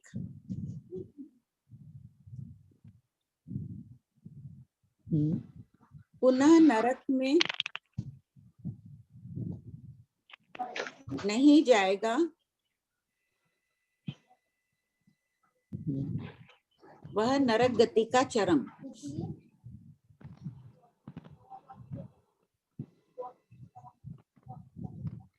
जैसे नेरिक के लिए तो उसकी पर्याय का अंत हो गया, अब नरक गति में कोई नहीं जाएगा, तो वो भी चरम कहलाते हैं। तो यहाँ अचरम को भी ग्रहण कर लिया है। नेरिक जीव अभी अचरम है, गति की अपेक्षा चरम हो गया। गति चरम भाव चरम दोनों आ गए। हाँ हाँ, पढ़िए। प्रश्न 1555। अचरम किसे कहते हैं? उत्तर। पॉइंट पहला, जिसका अंतिम भव न हो, अचरम शरीरी। पॉइंट दूसरा, जो अपनी पर्याय का अंत नहीं करेंगे। और पॉइंट तीसरा, जिन्होंने भवों का अंत कर दिया है उनको भी अचरम कहते हैं। अभवी और सिद्ध भगवान अचरम है, क्योंकि ये अपनी पर्याय को कभी नहीं छोड़ते हैं। अभवी हमेशा अभवी रहेंगे, अपने पर्याय को छोड़ेंगे नहीं, और सिद्ध भगवान भी हमेशा सिद्ध ही रहेंगे, इसलिए ये अचरम कहलाते हैं। प्रश्न 1556। चरम में 8 कर्म बंध की भजना क्यों है? उत्तर। 14वें गुणस्थान वाले चरम जीव एक भी कर्म नहीं बांधते हैं। शेष चरम जीव यथा योग्य 8 कर्मों को बांधते हैं, इसलिए चरम में 8 कर्म बंध की भजना है। प्रश्न 1557। अचरम में 8 कर्म बंध की भजना क्यों है? उत्तर। अभवी 8 कर्मों को बांधते हैं, किंतु सिद्ध भगवान नहीं बांधते हैं, इसलिए अचरम में 8 कर्म बंध की भजना है।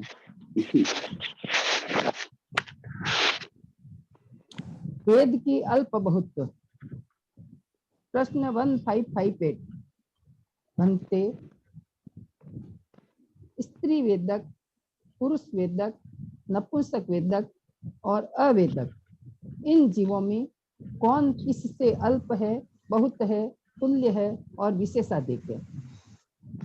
उत्तर। आंटी प्रणाम। आंटी, ये क्वेश्चन 1555 में अचरम किससे कहते हैं? तो जो इसमें पहला नंबर है, जिसका अंतिम भाव न हो, तो इसमें तो सिद्ध और अभवी नहीं हुए, ये कौन से जीव हुए आंटी?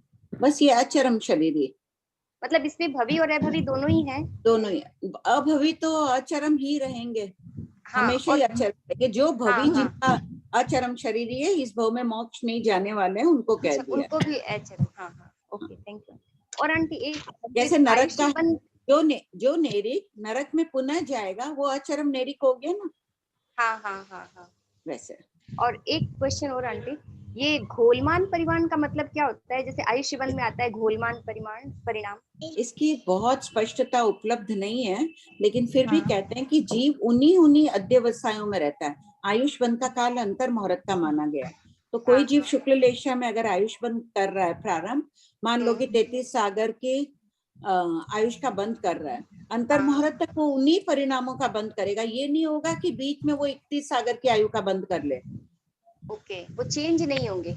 चेंज नहीं होंगे, व्यवसाय उन्हीं प्रकार में रहता रहेगा, बदलेंगे नहीं, उसको कुल मानव व्यवसाय का। हाँ, और उस समय बाकी के कर्म तो बंद ही रहे, तो उन कर्मों के लिए भी क्या ये परिणाम वही रहेंगे? अगर वो बांध रहा है 7वीं नरक की 33 सागर की आयुष का बंध, ज्ञानवर्णी आदि मोहनी आदि में बहुत गाढ़ बंधन कर रहा है, और अगर अनुत्तर विमान का बांध रहा है, सम्यक दृष्टि जीव है, तो जितने भी कर्म प्रकृतियों को बांध रहा है, तो उनमें शुभ प्रकृतियों में अनुभाग बहुत अच्छा डाल रहा है, अशुभ प्रकृतियों में कम डाल रहा है। इसका मतलब आयुष्य बंध जब बंध रहा है, उस समय जैसा बंध रहा है वैसा ही वो टोटल सारा चीज उसके हिसाब से ही बन जाता है। लेकिन पहले के बंधे हुए निष्फल नहीं चाहते हैं। क्षणिक राजा ने पूर्व में नरक आयु का बंध किया वैसे, और बाद में तीर्थंकर गोत्र बांधा, तो पहले के कर्म भी उनको भोगने ही पड़ते हैं ना। तो मान लो कि आयुष बंध के समय बहुत अच्छे परिणाम है, अभी अपन इस समय आयुष बंध कर रहे हैं, बहुत सुंदर परिणाम है, लेकिन अगर थोड़ी देर पहले लड़ाई झगड़े किए हुए हैं, वो कर्म भी उदय में जब आएंगे तो उनका भी फल तो भोगना ही पड़ेगा। पढ़ते हो क्या? हाँ, अभी जैसे अभ्यास तो मुझे तो बहुत अच्छा अभ्यास हो रहा है, उससे पहले कभी लड़ाई झगड़े नहीं पड़ेगा। आंटी जैसे आपने 1548 में बताया आहारक में 7 कर्म बंध की भजना, वेदने कर्म बंध की नियमा क्यों है? ये बताया है कि 11वां 12वां 13वें गुणस्थान वाले आहारक 7 कर्म नहीं बांधते हैं। हाँ, 11वें 12वें 13वें में तो सिर्फ एक वेदने कर्म ही बनता है ना, है तो वो भी आहार करते हैं ये लोग, खाली 3 समय के लिए ही तो 13वें गुण स्थान में सहयोगी केवली, अगर केवली समुद्घात जो करते हैं वो 3 समय तक आहार नहीं करते हैं, बाकी तो काल उनका आहार का ही है, तो वेदने कर्म बांध रहे हैं, 7 कर्म नहीं बांध रहे हैं। और 10वें गुण स्थान में वहाँ लिख लो उसके आगे 7 कर्म नहीं बांधते हैं, किंतु वेदने कर्म बांधते हैं।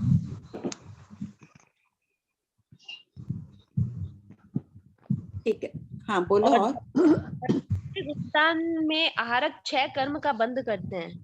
हाँ। तो इसमें तो ज्ञानावर्णीय दक्षिणावर्णीय निकल जाता है, अंतराय 3 तो निकल जाते हैं ना। ज्ञानावर्णी दक्षिणावर्णी का अंतराय 10वें गुण स्थान तक होता है बंद। नहीं कर्म में कौन सा निकला? मोहनी निकला और आयुष निकला, बस ये 2 ही निकले हैं। अच्छा, इसलिए मैं बार बार सबको निवेदन कर रही हूँ, कृपया आगे भी इस संबंध में बहुत चर्चाएं चलेगी, गुणस्थान द्वार को ठोस कर लीजिए। भव्य महल बनाए तो पहले नींव देखी जाती है कि कैसी है। अपन सब पुरुषार्थ कर रहे हैं आगे पढ़ने का, तो नींव को मजबूत कर लो गुणस्थान द्वार लघु दंडक करके। आंटी एक और ये है कि भव का अंत कर दिया, उसको अचरम कहा जैसे, तो उसमें अभवी अचरम का, तो अभवी तो वो तो भव में भ्रमण करता ही रहता है ना, वो तो इसकी दो परिभाषाएं दी है ना, इसको देखिए। एक तो अचरम किसको कहा है? जो अपनी पर्याय का अंत ही नहीं करेंगे, हमेशा अभवी रहेंगे, तो उसमें कौन आ गए? अभवी आ गए, और सिद्ध भगवान को भी तो अचरम बोल रहे हैं, लेकिन दोनों के भाव अपनी पर्याय का अंत नहीं करेंगे।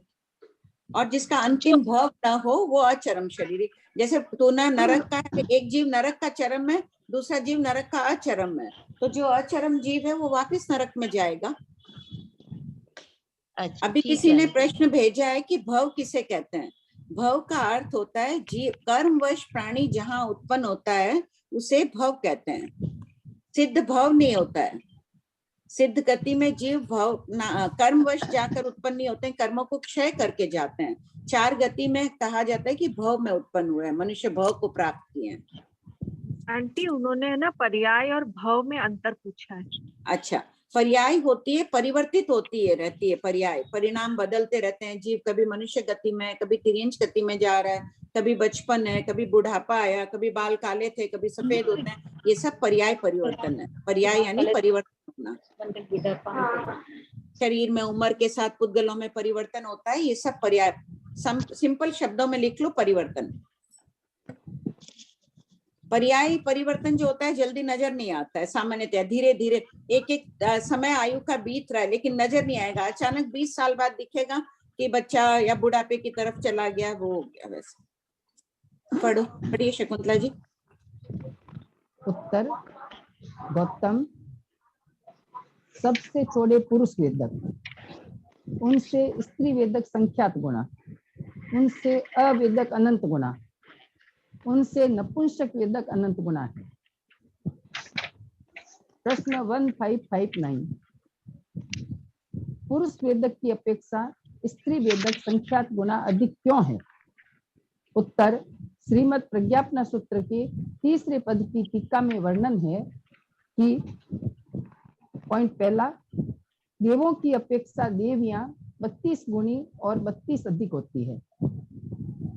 पॉइंट दूसरा, मनुष्य पुरुषों की अपेक्षा मनुष्यनी 27 गुणी और 27 अधिक होती है।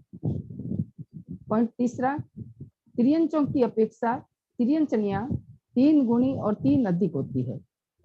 इस अपेक्षा से पुरुष वेदक से स्त्री वेदक संख्यात गुना अधिक है। प्रश्न 1560। इसमें भी है ना, एक कुछ पहले चर्चा चली थी शायद उस क्लास में कि ये भी जब उत्कृष्ट होंगे जीव संख्या में तभी ये गणित होगी, अन्यथा स्त्रियां कम ज्यादा भी हो सकती है, ऐसा ही समझना। शास्त्रों में जहां भी अल्प बहुत्व है वह उत्कृष्ट की अपेक्षा ही होती है।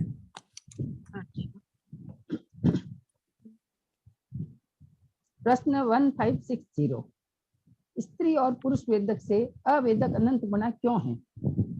उत्तर, पॉइंट पहला, 9वें से 4थे गुणस्थान वाले मनुष्य एवं सिद्ध भगवान अवेदक होते हैं।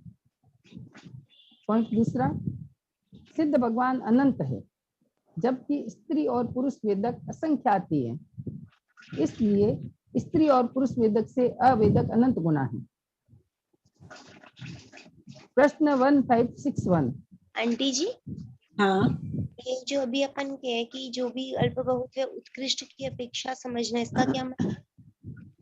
शास्त्र में बहुत जगह अल्प बहुत्व आई हुई है ना। जब उत्कृष्ट जीव होते हैं उसी समय की अपेक्षा ही अल्प बहुत्व होती 3 गुना। मान लो अभी मनुष्य उत्कृष्ट संख्या में है, 29 अंक प्रमाण मनुष्य जो बताए गए हैं वो उत्कृष्ट संख्या में हो तब 3 गुणी जाजेरी समझनी चाहिए, 27 गुणी जाजेरी समझनी चाहिए। स्त्रियां होगी तो 27 गुणी अधिक होगी। मनुष्य उत्कृष्ट नहीं है तो जरूरी नहीं है कि 27 गुना ही अधिक हो, कम ज्यादा भी हो सकती है।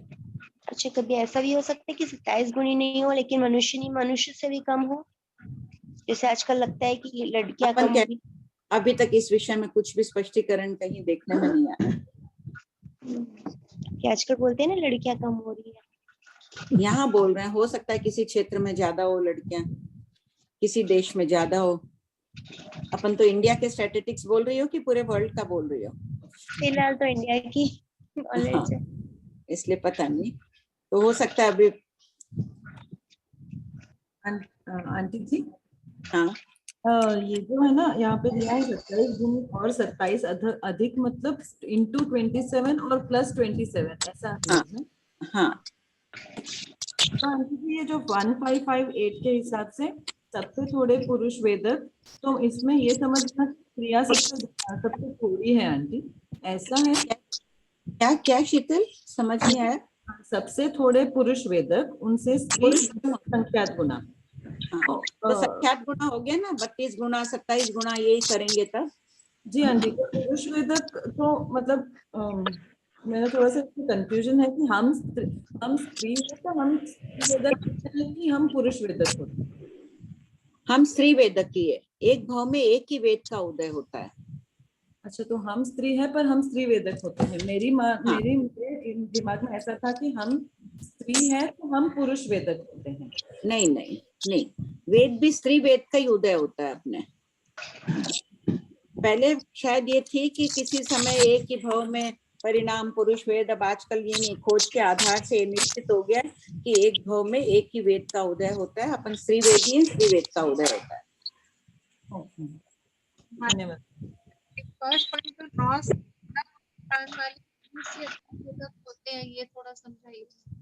सुनाई नहीं पड़ा ये इसका जो फर्स्ट पॉइंट 14 गुण स्थान वाले मनुष्य, कौन सा प्रश्न? ये 1560 का जो पहला पॉइंट हाँ, है, हाँ। 9 से 14 गुण स्थान वाले मनुष्य एवं सिद्ध भगवान अवेदक होते हैं। तो 9 से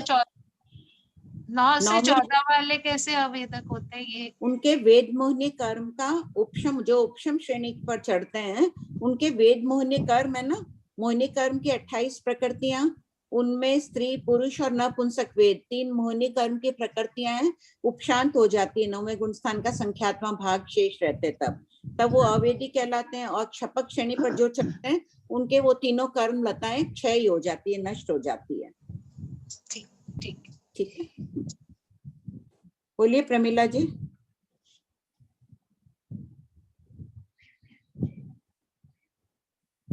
सुनीता। आंटी जी जय जिनेंद्र। जय जी। ये अवैतक तो चित्त भगवान जिससे अनंत गुणा है, और नपुंसक वेद उससे भी अनंत गुणा किससे? निगोद सभी नपुंसक वेद है। अच्छा, चलो समझ में आ गया। 1561 में आगे बढ़ के आ रहे हैं ना थोड़ा थोड़ा, सब कोई आगे बढ़ के आया करिए। 20, 25, 30 प्रश्न। ये बहुत अच्छा विषय चल रहा है आंटी, बहुत अच्छा विषय चल रहा है। इसको गुणस्थान क्लियर हो रहे हैं, लेकिन बहुत से अभी इसको बार बार पढ़ना पड़ेगा। जितना पढ़ेंगे तभी समझ में आएगा बार बार। उत्तराध्ययन सूत्र की निरुक्ति में आया, आदित्य मुनि जी महाराज फरमा रहे थे कि गौतम स्वामी ने किसी मुनि या श्रावक को पुंडरिक और कंडरिक अध्ययन की गाथा दी। ज्ञाता धर्म कथांक सूत्र में ना वो कथा, पुंडरिक और पंडरिक 2 भाई थे, एक 3 दिन राजा बना, एक दिन आदि। सबको ध्यान ही होगा, नहीं ध्यान है तो एक दूसरे से सुन लेना। वो प्रतिदिन 500 बार उस गाथा का, उस अध्ययन के स्वाध्याय करते थे। जो वज्र स्वामी का आता है ना कि जन्म लिया और बहुत रोते थे तो माँ ने तंग आकर मुनि को गोचरी में पात्रे में डाल दिया, ये बच्चा बहुत रोता है, ले जाओ। और फिर छोटे सी थे, कोई नहीं था। एक दिन तब बाद सामने मुनियों के कपड़े और रखकर पढ़ाने लगे। 10 पूर्वी बने, अंतिम 10 पूर्वियों की गणना में ये भी है उनमें। तो वो पूर्व भाव में 500 बार रोज पुंडरिक अध्ययन का गाथा का अध्ययन करते थे। अपन तो 10-20 बार पढ़े जिसमें लगता है कि बोर हो गए। और देखिए उनका पुरुषार्थ कैसा था, उन्होंने गौतम स्वामी से बांछने ली थे। वो अंतर तो रहेगा, इसलिए अपन 500 बार नहीं तो 10, 20, 30 बार तक ही कर लें। संजू जी पढ़ती है ना एक प्रश्न को 30 बार पढ़िए। भाभी जी, जो मनुष्य पुरुष से मनुष्यनी 27 गुना 27 अधिक है, तो ये अजितनाथ भगवान के शासन में समझेंगे अपने उत्कृष्ट तो वही पर ही रहा होगा उस समय। वही होती है दूसरे अजितनाथ भगवान के शासन में, और उत्सर्पणी काल में 23वें तीर्थंकर काल के शासन में, तीर्थंकर भगवान के शासन में समय। ठीक है, उत्कृष्ट उसी समय लिख लीजिए। ये बात ध्यान नहीं आई थी मेरे को, अच्छा वह याद दिला दी सुनीता। ये लिख लो, उत्कृष्ट मनुष्य अवसर्पणी काल के दूसरे तीर्थंकर के समय और उत्सर्पणी काल के 23वें तीर्थंकर के समय होते हैं।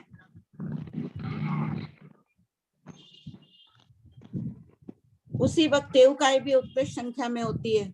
मनुष्य अधिक है, मनुष्य के वास अधिक है, तेवकाई भी अधिक होती है। सबका खाना बनता है, ये बनता है तेवकाई। हाँ क्या बात है जी।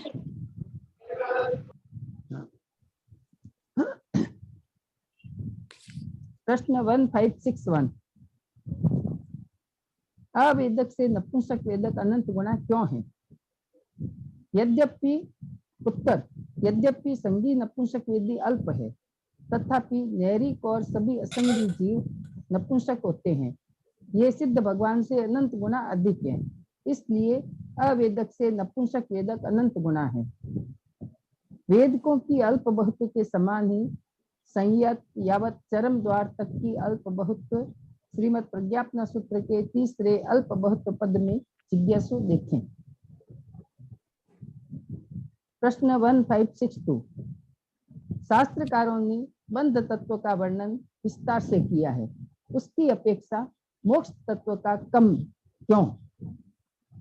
उत्तर, कर्म बंध के कारण ही जीव 4 गति रूप संसार में परिभ्रमण करता है।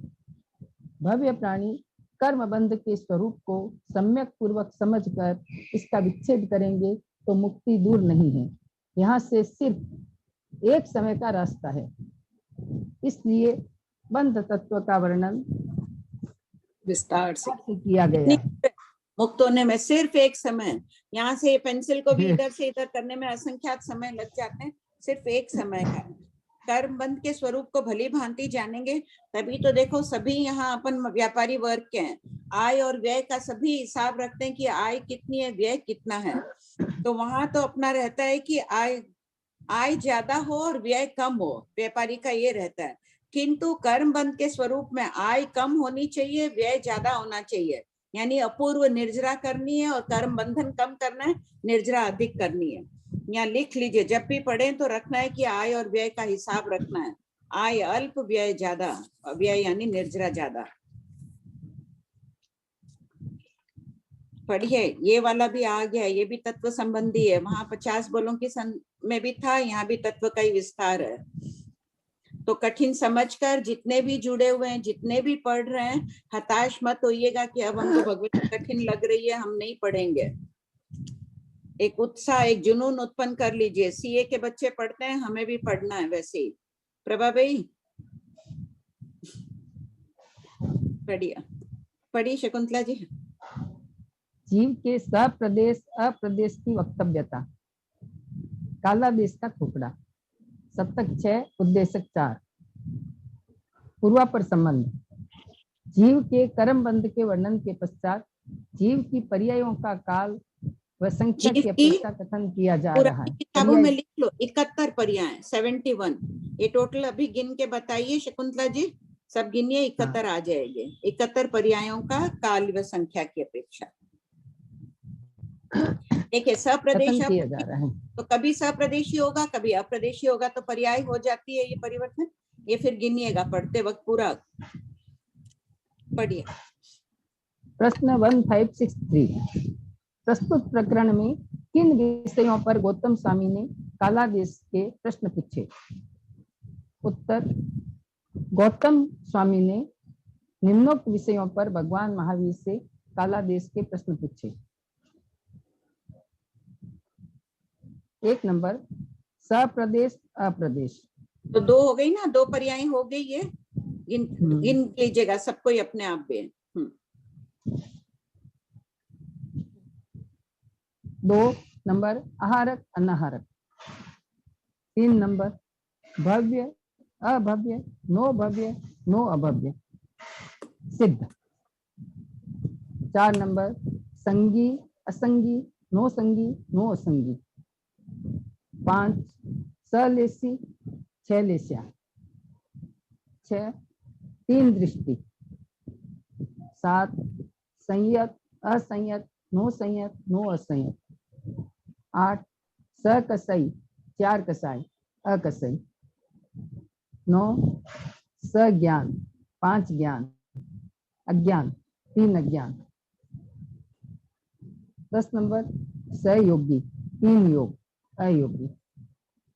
11 नंबर, साकार उपयोग अनाकार उपयोग।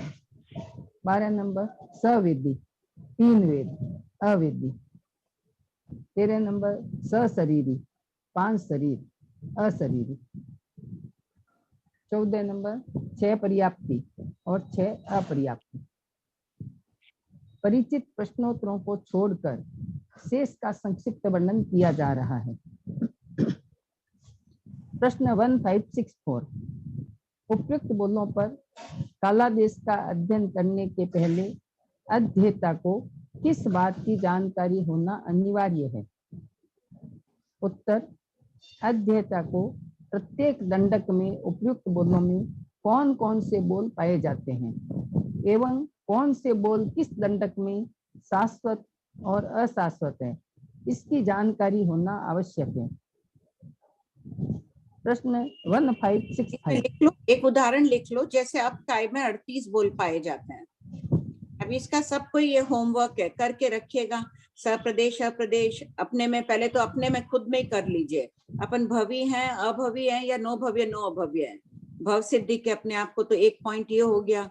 आहारक है अब भी, लेकिन बाटे बेटे में अनाहारक भी हो सकता है हुए हो। लेशिया अपने में 6 पाई जाती है, तो सलेशी और 6 लेशिया 7 बोल ये हो गए। दृष्टि कौन सी पाई जाती है अपने में? सम्यक दृष्टि 1। काउंट करके खुद के भी लिखिएगा और 24 दंडक में भी कोशिश करिएगा कि सबका निकालें एक।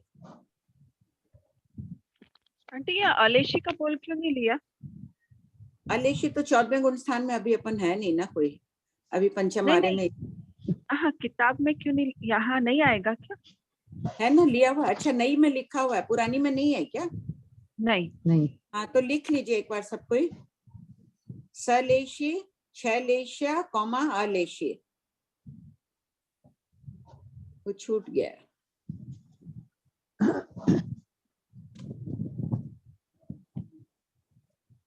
प्रश्न 1565।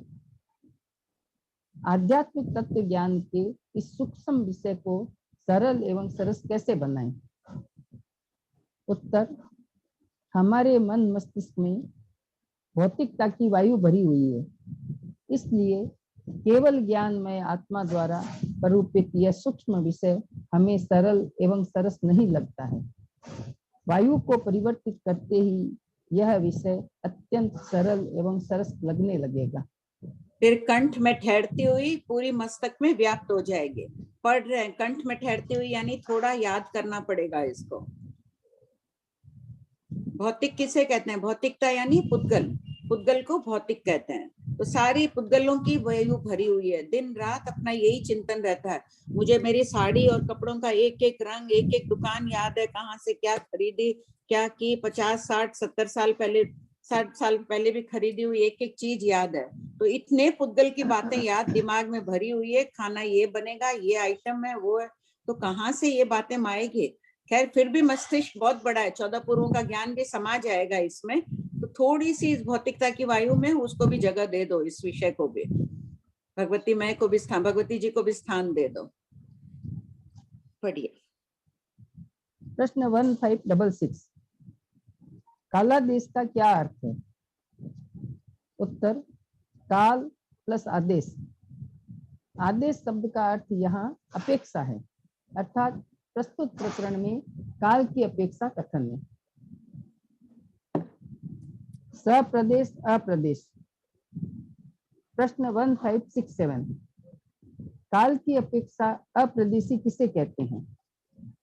उत्तर, जो एक समय की स्थिति वाला होता है उसे काल की अपेक्षा अप्रदेशी कहते हैं। प्रश्न 1568। काल की अपेक्षा सप्रदेशी किसे कहते हैं? उत्तर, जो 2, 3, 4 आदि समय की स्थिति वाला होता है उसे काल की अपेक्षा सप्रदेशी कहते हैं। हाँ, बोलिए प्रमीला जी।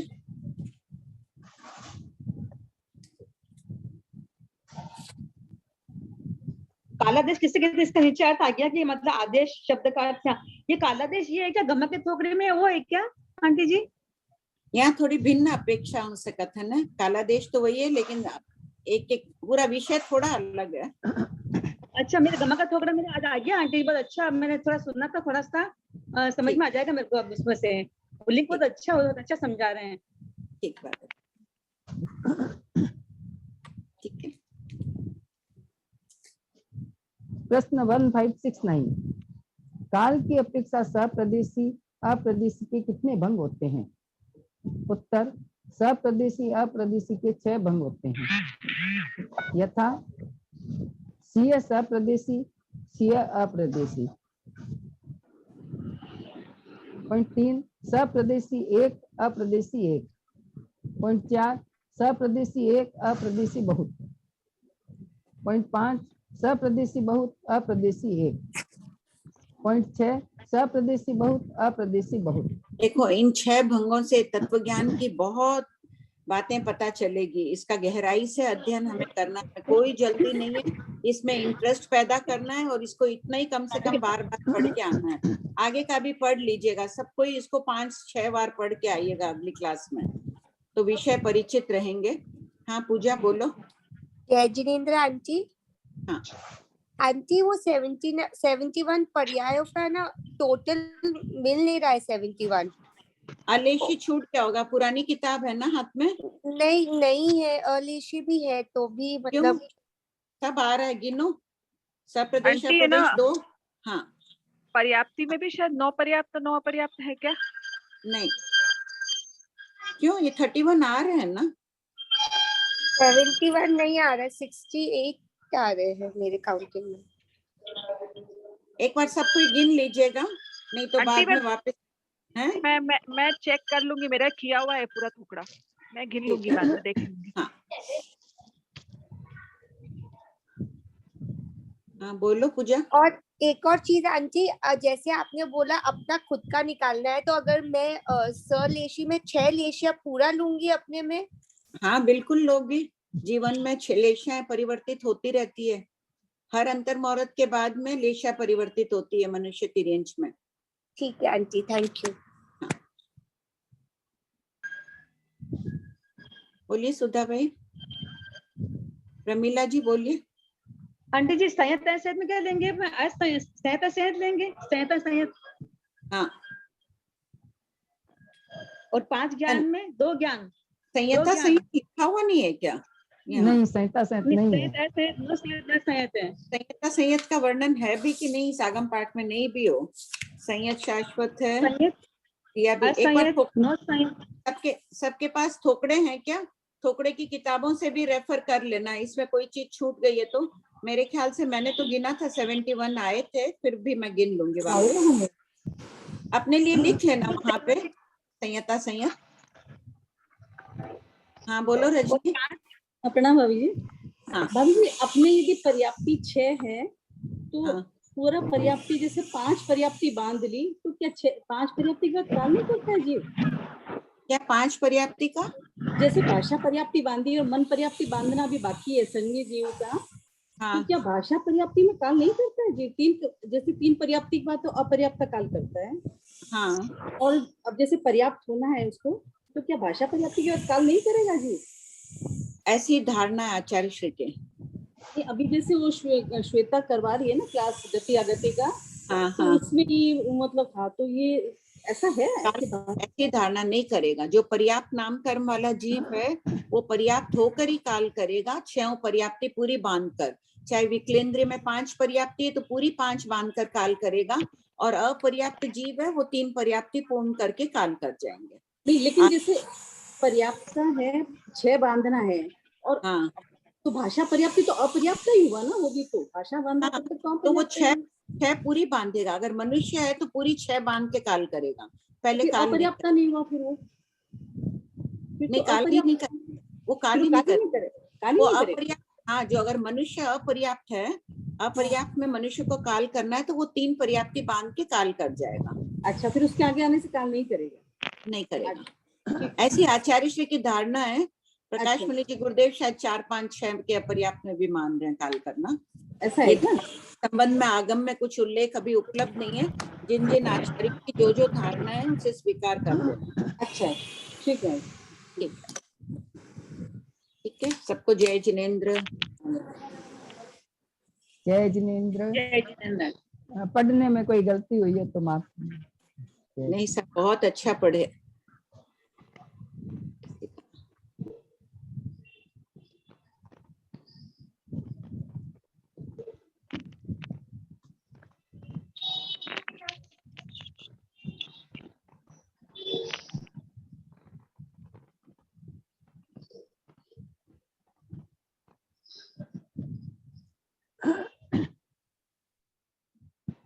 ज्योति जी, ज्योति जी,